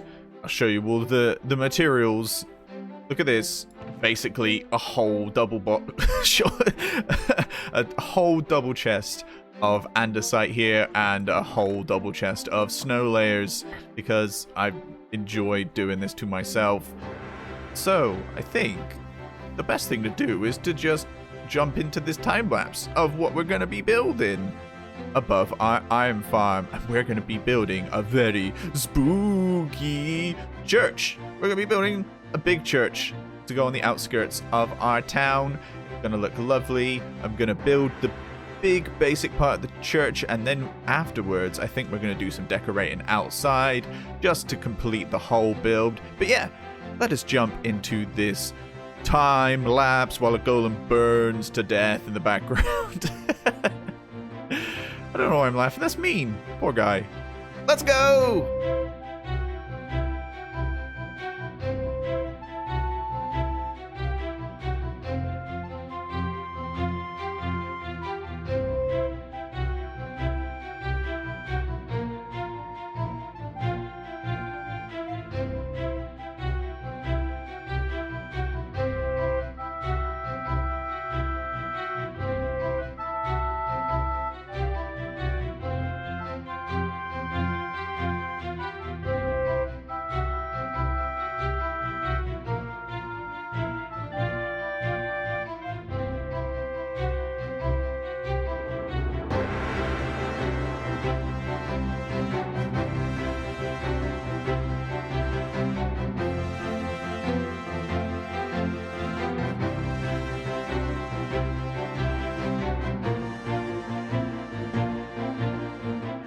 I think that was worth it just for this view. Look at that. It fills up that gap perfectly. The sight line on this is incredible. Oh, look at that.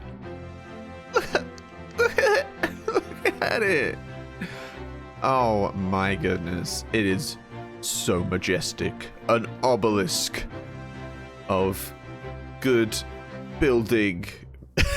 It's so lovely. Now that it's not completely finished yet. I want to decorate the outside, but I just want to have a little talk about this first. Basically, as you can see, it is all andesite. There is no gradients here. There is no mixture of block palettes, and that's kind of what I was going for, really. I'm really enjoying working with depth to build, to get details. I feel like block palettes and gradients, the meta is really overdone, so I'm trying something a little bit new. So these walls are like 3 blocks thick, and we've got the full blocks, and we've got the walls to give it those extra bits of depth, the stairs at the bottom here. And even though it is just andesite, I still think it looks fantastic. It's just, I don't know. I don't know what it is. I just really like building churches and cathedrals. I just really love the architecture, and this is kind of more of a gothic kind of architecture than your traditional medieval, but I still think it fits with the rest. Look, we've got kind of the same motifs on this little hut here that we do at the edge of these, so it does fit, and I'm happy about that. So let's have a little look inside here, and it's just so grand. I love it in here. The ambience is perfect. I think I missed some blocks there. That's fine. I can fix that. So we've got the pulpit here where they give their sermons, and there's still a little bit of fire. There's still a tiny bit of fire, even though we're 2 blocks higher than the golem is. There's still a tiny bit of fire, sadly, but I think I'm okay with that. I'm completely fine with there being just a tiny bit of fire. As long as it doesn't go up in flames, that is completely okay with me. But we've got all the pews, and we've got the classic candle holder comes down, the aisle, and look, all the arches at the top here, so people can kind of look down, and the roof. I'm so happy with how this is. The classic YouTuber line. I'm really happy with how this turned out, but I am. So there, take that. It looks so good. And actually, I don't know why it came out, but my favorite, well, one of my favorite things about this build, you can't tell right now, but this huge window points exactly to where the sun sets. So look, the sun is setting between these 2 pillars. I kind of want to just wait around for it. Yeah, I'm going to do that. I'm just going to wait around for it. Just sit here. There we go. Just wait. If this isn't a majestic view, look at those sun rays as the sun sets. This is gorgeous. Look at this. This is magical. I gotta say, this is just magic. Like, oh, you can see the window illuminated against. Oh my goodness! Wow! Wow! Wow! Wow! Wow! Wow! Wow! Wow! That's a feature piece. That is amazing. Love it. Love it. But enough patting myself on the back. I need to get to finishing the decoration around here, and I did say I would walk through it a bit. So what I've got here is I've got some red, blue wool and some cobblestone to do some planning. So basically, I want to bring the path and do the path with these blue pieces of wool. I want to bring the path kind of around here and coming down this way to meet this path that I want to kind of go down in front of the church here.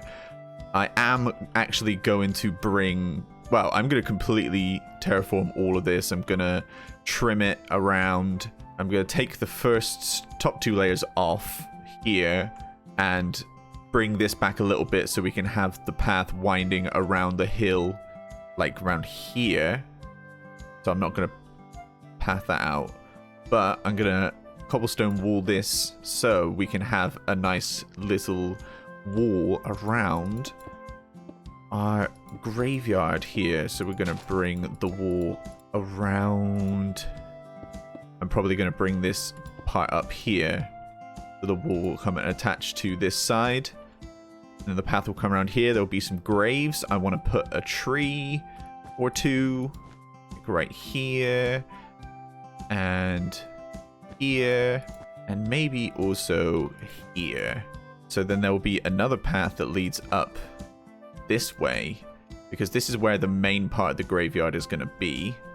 And let's make a little wall starting around here. It's just a rough little template of an area. So the path will come and run up here, so the wall will be up close to the path. So if the path leads up like that, the wall will be next to it. And then we've got plenty of room this way for a graveyard. And what I want to build is a crypt that you can go down into and get the iron. So what I'm going to do is I'm going to make a chain of hoppers, because we've got the iron for it now.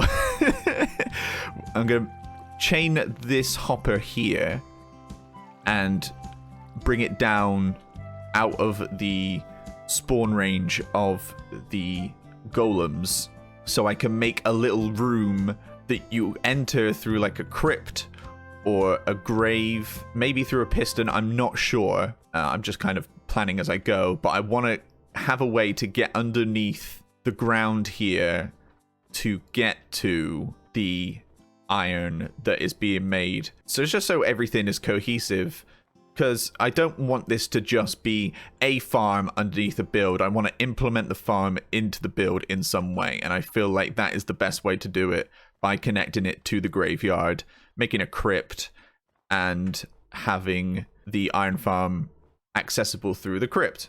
I've got a little tower of chests over here, so I can put some materials in there, more andesite, maybe some polished andesite, maybe some stone bricks, but I'm going to be doing the walls out of cobblestone and mossy cobblestone, make it kind of look a bit ruined. And yeah, I'm looking forward to doing this. So I'm going to go and do some building, and I will be back once all the decorations have been done. I'm excited for you to see, and I'm excited to do it. Let's go and do that. It is completely done, and before I show you, well, you can see a little bit there, I want to just show you this really cool little transition thing that I did. So it's a before and after. It looks so good. Let's have a look at it from our first person perspective. We've got some lampposts. I haven't really decorated the path around here, but I'll get around to that. My main focus was the church.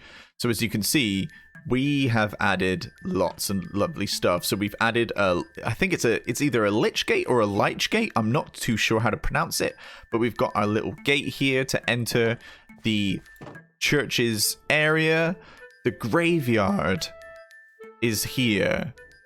And we've got loads of graves, and we've got some flower pots, so we've got some flowers next to the graves to pay their respects, and we've got lights, and we've got bushes, and we've got ferns, and it's all a cohesive place, and I love it. We've got some custom trees up here.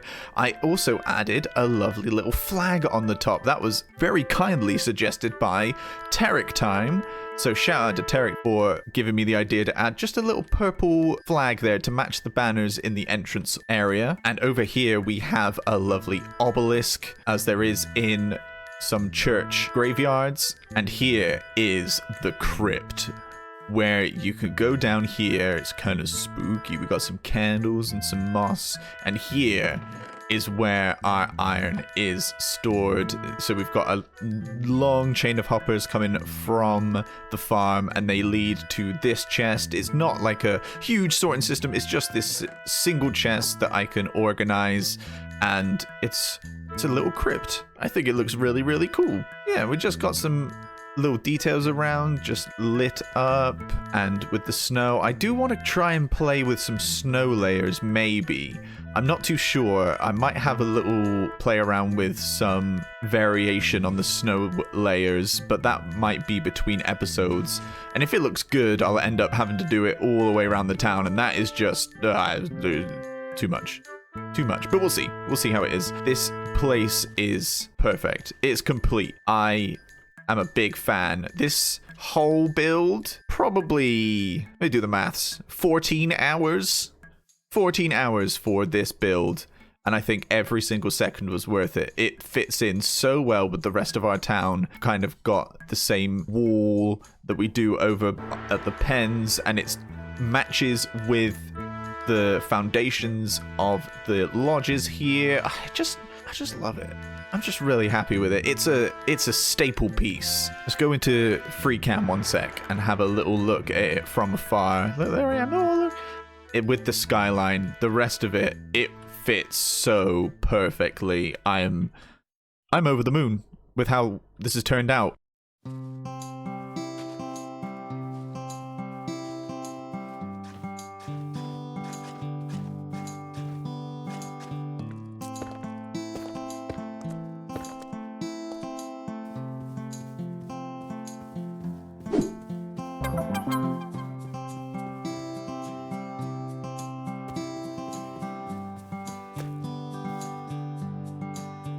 Hello there, everybody. My name is Peeporp, and welcome back to Building with Peeporp. Episode 13? Hopefully this isn't an unlucky one. In the last episode, we built this church over here. Let's go and have a little look at it again. I just want to have a little look. We built this very majestic church over here that is actually an iron farm, and I think there's a bit more iron in here now. Yeah, we're getting there. I need to make an AFK spot, I think, on the top of the church spire here, and I think that will help a little bit. Between episodes, however, I have been working on the outside of the village, because as you know, we have a little path back here that slightly led off over to the spider farm, and as you can see, I've decorated a tiny bit out here just to give an idea of the decoration I want to have on this path around here. And as we can see, I have extended the pathway all the way down there and round, and now we have a bridge that goes over the ice river that leads straight up to the spider farm over there, which eventually will get decorated, I promise you. Now, I know you're probably thinking that you've seen something, and you have. It's over here. Probably going to be saying, Peeporp, why have you started making wall towers everywhere? And basically, I'm mad. I've gone insane, and there's no stopping me now because it is in planning. Basically, I want to build a custom forest out here. I know. It's a big project. Look at all these towers of wool here. Each one of these is going to become a tree. It's going to be a stream project because I streamed on YouTube for the very first time. When this video goes up, it's going to be over a week ago. But basically, I did all of this pathway work on the stream, and it was very lovely. I had a fun time, and people came to say hi and stuff like that. It's really, really fun. So what I'm thinking is that this part out here, or the decorating and this path work around here up to the spider farm, is going to be a stream project. Please don't go down. I need to get to, please let me get in my bed. So I think the plan is I'm going to be streaming on Friday evenings, I think. And then that will lead up to an upload on Saturday. I want to be more consistent with this. I want to kind of get more in. And so I will finish the video probably on a Wednesday or a Thursday, stream on the Friday between episodes, and then the video will come out on the Saturday. I'm probably overthinking it, but it's fine. I want to appease the algorithm lords. Another thing I did is I ran a poll on both my Twitter and my YouTube because I have community posts now. I earned them. Don't you tell me otherwise. But I made a poll that asked about my shader usage in these videos, and the consensus really was no shaders during gameplay, but shaders during time lapses, and I am completely fine with that. So let me know down in the comments how you feel about that. Is the video experience better for you? And also, I mean, while you're down there, you might want to just, you know, leave a little like and maybe do a little subscribe. I'd really appreciate that. That's very kind of you. How very, very lovely of you. But what we're going to be doing today in this episode is we need wool.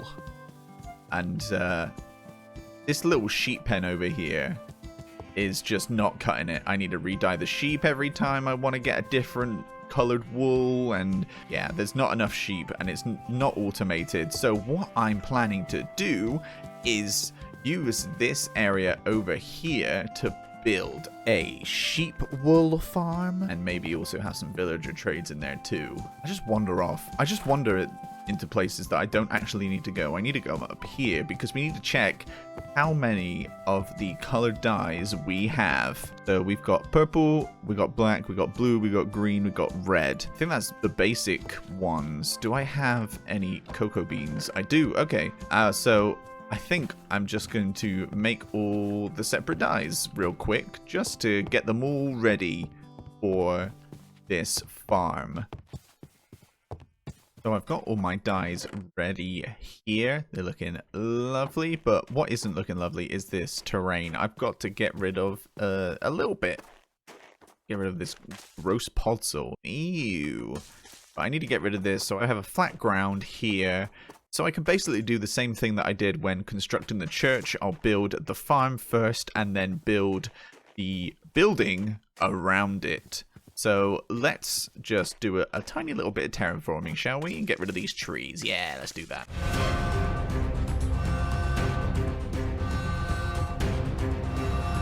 Now that looks much better. This area is all flattened out. And now what we need to do is build the farm, which means I need redstone things. I need some observers and some dispensers. I think I got the string for that. I might have some string laying around. And yeah, we can start making the farm, getting the sheep in so it can start rolling, and then we can do and build. Okie doke. I have collected the materials, and I've also kind of laid out where the farm is going to be residing. So what we've got to do is build it, and let's just walk through it so nicely, shall we? Let's just clear the snow out here. So we've got 2 bits of grass here, and there is going to be a bit of grass in the middle here, which is where the sheep is going to stand on. However, first we need to put an observer like that, and then dispenser on top, and then we need to, definitely didn't forget, and then we put the block behind, and then we put a redstone dust on, and then we get rid of these 2 here, and then we put a barrel like this, and then we do a hopper like that. And then we get a rail, and we put it on the hopper, and then we get a minecart with a hopper, and we put it on the hopper, and then we got to destroy the rail underneath it like that. Get the rail. And then we need to get a grass block, and then we need to put it to there, and then we get a piston, and we put it like this. And we basically push the piston into the hopper minecart. Now the grass block is now covering the hopper minecart, so we've got our piece of wool here. It's like, oh, it's a sheep and it's just been sheared. Let's put it's gonna drop it here. And now it's in the barrel. Perfect. Let's put this on top. We know which wool we're getting here. And then we put the glass up like this. So the grass can still grow from these two onto this one and it would be replaced. And then we decorate a little bit. Well, we just kind of cover up the grass. Instead of having a whole other block in front of it, we just put in the oak trapdoors like this. And then we just need to get a sheep in here. Actually, we need to sleep first. Of course. Ah, much better. Good morning, good morning, good morning. Okay, so let's make a little bit of a stair up here. And let's go and get an sheep. I'll take you. Come on, come on, come on. No, no, no, no. Fine, I'll take you. I'll take you instead. No, no, you, whichever one gets out first, you can go on. You can fight. There you go. There you go. No. That's enough. That's enough. Get back in there. Get back in there. Get back in there. Get back. Come on. Get back in. Ugh. This way. Come on, everyone. Come on, all the way over here. Come on. All right, perfect. You're coming with me. You can walk a little bit weird. Yeah. It's fine. I would have liked to get a red one so I didn't have to use a dye, but you look weird. Yeah, you look weird. Follow me, sheepy. No. Get up here. Get up here, and then get in the hole. Get in the hole. Get in there. Get in there. Get in the hole. Get in the. I know. Get in the hole. Get in the hole. Get in the. Please. Just get in there. Just get in there. Just please. Just get in the hole. Just get in the hole. All right. Okay. It's fine. Yeah, just get in the hole. Just please. Just get in there. Please just get in there. Pretty please. Like, there we go. And then you just come on. There you go. See, was that so hard? Was that so hard, really? And then this is the red one, so we dye it red. Perfect. Lovely. And then I need to get shears and then put unbreaking on them and then just let this go. But I also need to do this for every single color. So how many do I need to do? 16? Yeah, I need to do this 15 more times. I'm very excited. So much fun is going to happen. It's going to be great. I'm going to go do all these. It's gonna be so much fun. It's gonna be great. I'm not gonna lose my sanity whatsoever. It's gonna be great. It's gonna be fun. Let's go do that. All right. Not even half, but the half, a little bit less than half, has been done. These sheep are a pain, but it's actually working. So I just gotta do the other side and then the back side. So this is where the black and white sheep are gonna be, and then all the colors are surrounding it. This is so much fun. Woohoo! It's okay. I've got my tunes on, so that's helping me get through it, because otherwise I think I'd go mad. But let's get the rest of this done as quickly as possible. I want to build.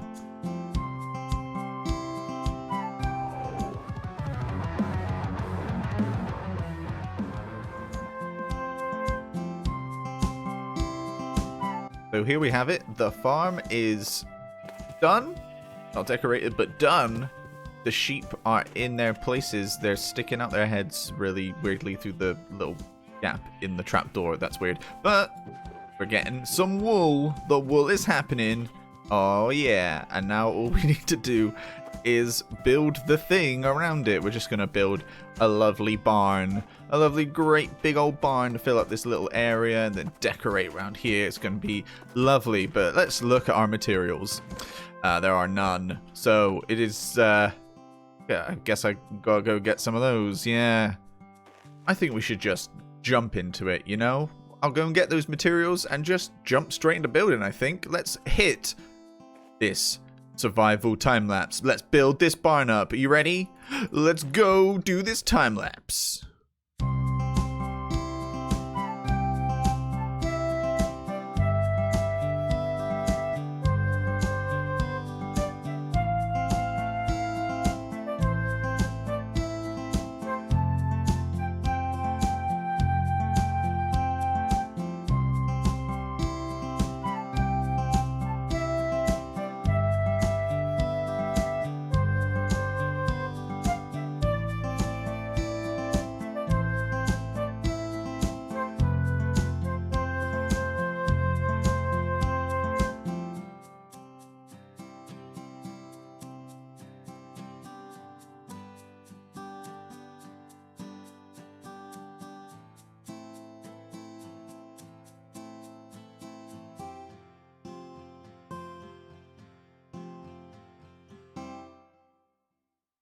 And here is the barn, all lovely and cozy and decorated. Out here we have a lovely little pathway that leads in. We've got some foliage. We've got a storage silo for the hay bales to feed the sheep. And we've got a nice little tree here. This is kind of the design of the tree that I'm wanting to put out in the outskirts. I thought I'd give it a little try, see how it turns out, and it didn't turn out too badly at all. And if we come in here, we have all of the sheep. And it has been working overtime, and by overtime I mean we have a stack, so it's a good start, very good start. We got some ladders up here that go to the second floor, and we have some spaces for some villagers that I want to put in at another time. I do not want to do it right now, because, you know, villagers. And we've got a lovely view of the church out here. Got some foliage on the ceiling and a spore blossom. I love using these spore blossoms in these builds. Just the particle effects give it so much atmosphere. It's great. I am a big fan of this barn here. Look at those arches on the sides that we won't even like get to go up to. It's just there for aesthetic purposes. And honestly, I think it just fits in so well with the rest of the village. It looks great when you come and walk down the path here. It's so open and airy. I just think it has a really nice feel to it. I really, really like it. It looks good and it has a function, which is everything that I want in a build.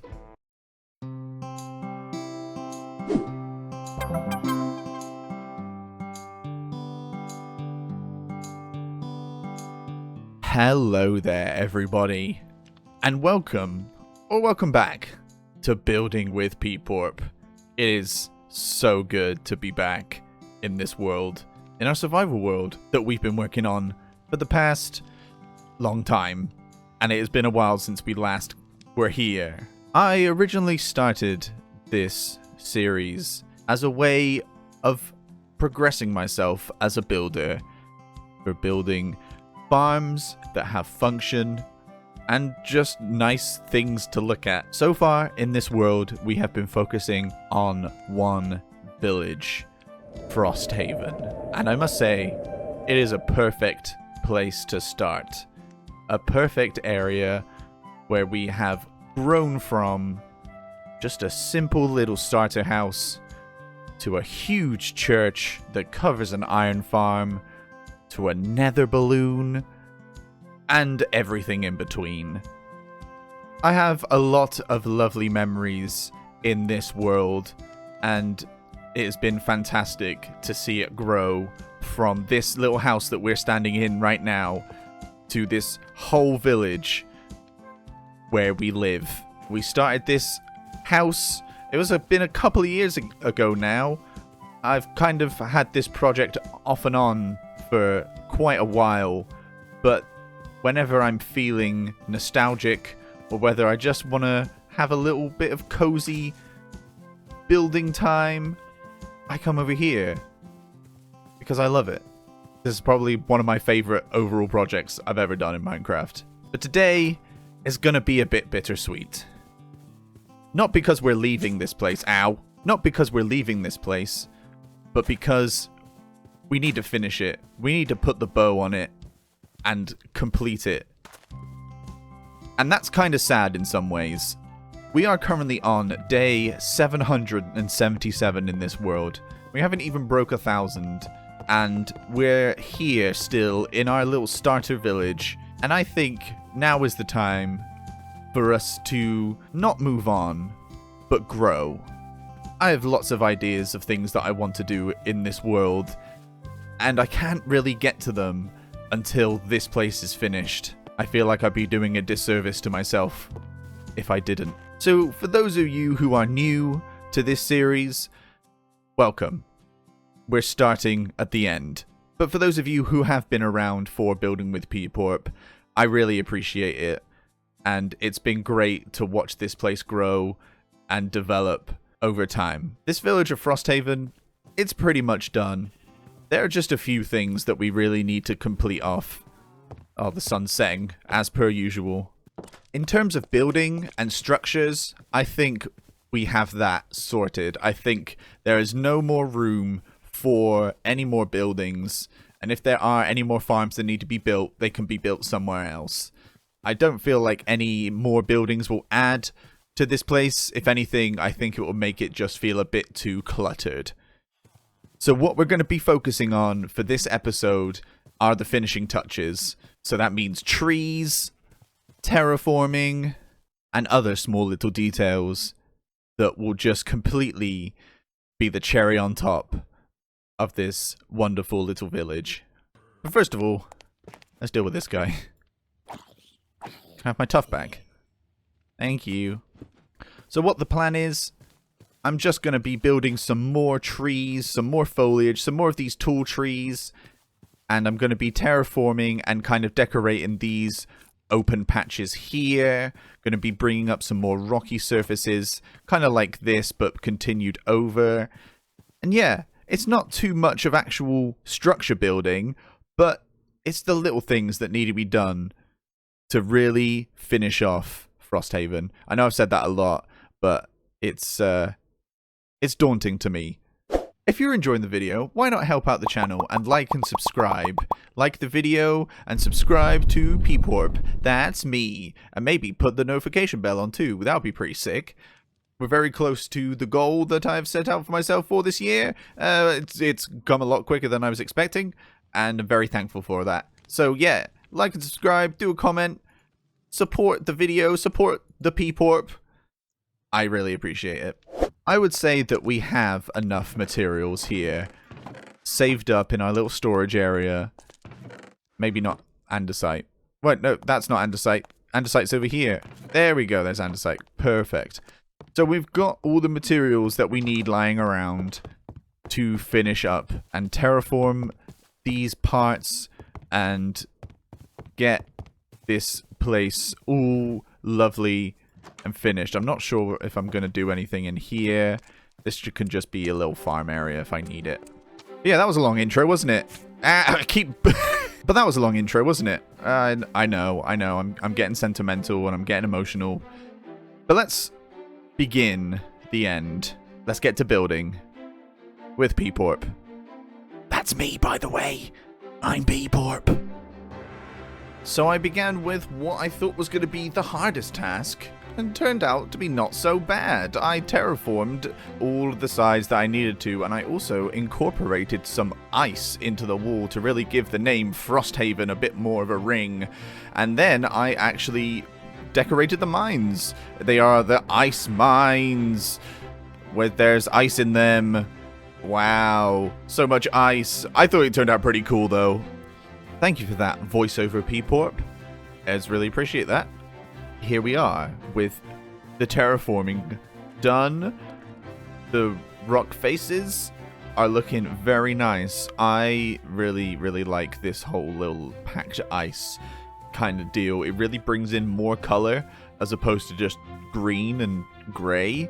So it adds that little bit of blue, and it's very nice, and it's a little bit of lore as well. But we'll get into that a little bit later on once the zombie stops yelling at me. And also, I love the ice mines. They look so cool. It's like, I wish that there was like icicles like dripstone. That would be really nice for in here. But I've just got some ice coming down here. And the little sleeping post is also very icy. It's like a little cool box. It's very cool. I like the ice a lot. But what else is left to do? Kill that zombie. He's inside the crane, I think. Let's go. Is he in there? Ah, hello, good sir. This is part of finishing the project, is dealing with all the little nooks and crannies that haven't been lit up or mob-proofed yet. Thank you for letting me know. I'll put a torch in there. Ooh. But for realsies, though, the next thing that I want to work on is getting more trees and foliage in. There are a lot of trees and a lot of foliage, but there are some spots, like right here and such, where there isn't really too much going on. They're kind of just like slabs, little blank spaces. And the skyline could use a few more trees, like one here, for example, and more on the surrounding edges. I want to get some more of these big trees built up, and then some more just kind of like standard trees and some bushes and stuff. That's gonna probably take me a lot more time than these rocks did, and I'm fine with that. I'm okay with that. I just need to actually farm some wood. I actually need to go and chop down some trees before I put them up. Isn't it weird how that works? Yeah, I'm gonna go and chop down some trees. I'm gonna go get some materials and build up some more foliage. It's gonna look great, and then we can move on to more details that will add in to the lore, because there's gonna be more lore. Whoa, that's pretty crazy actually. I'm working backwards. Usually you have the lore before you start the town or whatever, before you start the project build. I'm making the lore up right at the end. That's the best way to do it, maybe, for me, for my brain. Alright, let's get some trees built in another time lapse. I hope you like time lapses, because there's going to be a few of them. Let's go to the tree building time lapse.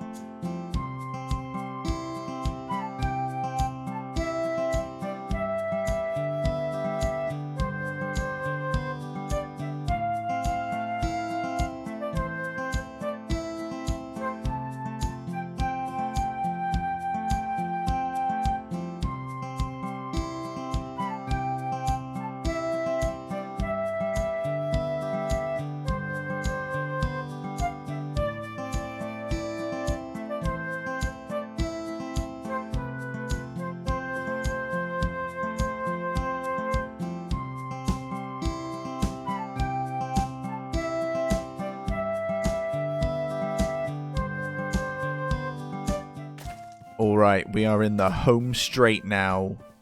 All these trees just give so much life. Well, I mean, duh, but like, it fills in all the spots, and I made sure that all the sight lines weren't affected, so there's still trees there, just we can still have the sight line there, and and the sight line to the church, the cathedral, and everything seems all like there was a forest here, but then the town is within the forest, kind of. I like it. I like it a lot. And while I was building some trees over here, I thought I would change this part up a little bit. I want to have like a little path that is coming from here and wrapping round to the entrance to the village breeder. I'm going to take this bomb bit, though, because a zombie broke the door up there. So I need to zombie-proof that. Yeah, I'm talking about you, Henry. So I'm just going to build this little bit of path around here. And then turn all of these into path blocks. Why did I say that so fancy? Path blocks. Ooh, yes. This is a lovely little path. There's still other parts around here that I need to do this with, which is put the spruce planks underneath the slabs up the paths, because some of the slabs have dirt underneath them. Look at this. Filth. I need to fix that as well. Otherwise, it's going to drive me nuts. There we go. We got a nice little pathway going up, and now I just need to detail it with some coarse dirt and some little fern parts. And I'm going to walk through that with you because I've got other things that I need to do as well. The only thing that really needs some finishing touches is I need to put some coarse dirt under the trees. And I want to build a little wall coming up here on the side of this pathway. And then I think we're done. So I'm going to go do that. Another time lapse, perhaps? Maybe? We'll see. Okay, let's go finish this build. Oh my gosh, it's so almost done. Oh my goodness. Let's finish the build. The village. Yep. I am so glad I decided to do this. Woe, this is gonna really add to the whole thing. But honestly, if I didn't do this, it would drive me mad. It would drive me mad. Knowing that the dirt is there. So I've basically been around the whole of the village doing that. And that has been my life the past half an hour. Like, it does look better. But at what cost? It's my time. It's fine. This is one of those kind of, like, meditation projects where you just kind of switch brain off and do the thing while you do another thing. I'm just checking to see if I got it all. I got all of them. Nope, I have to do the ones in the cathedral, in the church. One day I'll decide which one it is. It's going to be so weird to think of this place as being actually finished. To me, anyway. Like, this project has been going on for over a year now. I know there's only, like, a few episodes, but brain is weird when it comes to motivation. And lately, with all of the modded stuff and the Channel 64 things that I've been super enjoying, and really thankful for the opportunities to play with some of the best people. Sometimes you just need to step away from it just for like a little bit and just kind of enjoy playing the game yourself, you know? It's been really cool to see how much we've grown as a channel since I started Building with Peeporp. Even if it wasn't the main focus of my channel, people still enjoyed it. And I've built some great things in this world. And don't worry, this isn't going to be the end of Building with Peeporp. This is just going to probably be some of the last times that I focus solely on this area. Which is kind of sad, but we all need to move on. We all need to grow. And I do want to see this world grow. Now that I'm building again in here, I have so many things that I want to do that I'm really excited about.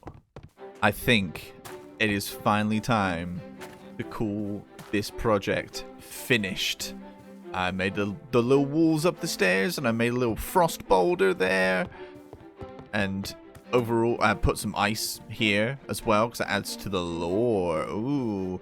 But I am very confident in saying that this village is complete. Maybe there are like a couple of little bits to do, like a couple of interiors and a little bit of decoration, stuff like that. But I think overall, we are done with building in Frosthaven. I think that we have all the things we need here to really say this is a perfect starter village, town, area. In terms of lore, I've been thinking about this a little bit, and I've been thinking about how I can make a cool story for this village, but also have it lead on to other stories elsewhere.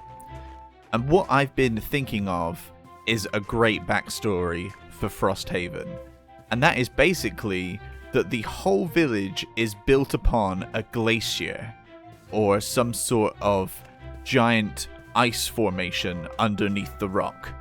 And it is the purest ice in the whole of the kingdom. So pure, in fact, that this ice gets transported throughout the lands and is noted as being some of the finest ice, and once melted down, finest glacial water in the whole of the land.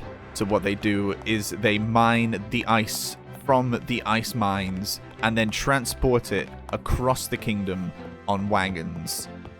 And what I'm thinking of is building another city that can lay into this lore. A city powered by steam. The steam that is created when melting the ice and boiling the water. There's something in the ice that makes that steam just a little bit magical. So Frosthaven isn't just a pretty place in the tundra. It serves an important purpose within our lore, within our kingdom, that we're going to get to building.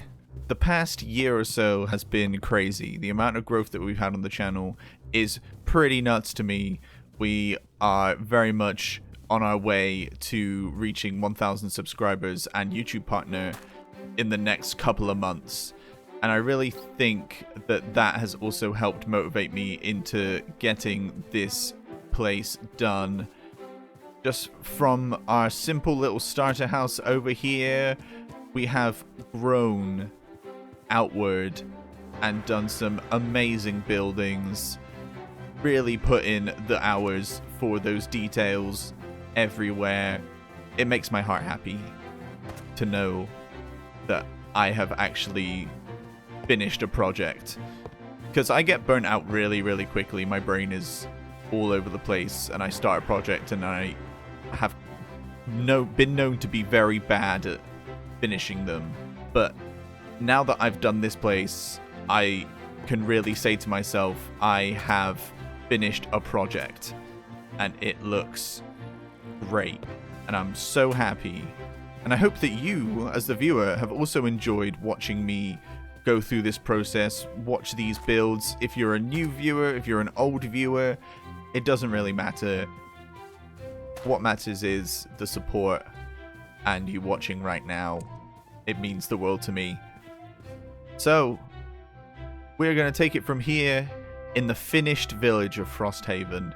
If you enjoyed the video and the series so far, leave a like. If you want to see more, subscribe. Put some comments down below. I enjoy reading the comments. Let me know what you think of the town, all finished and lovely. But this has been another episode of Building with Peeporp. My name is Peeporp, and I shall see you in the next episode. Goodbye, everybody. Bye.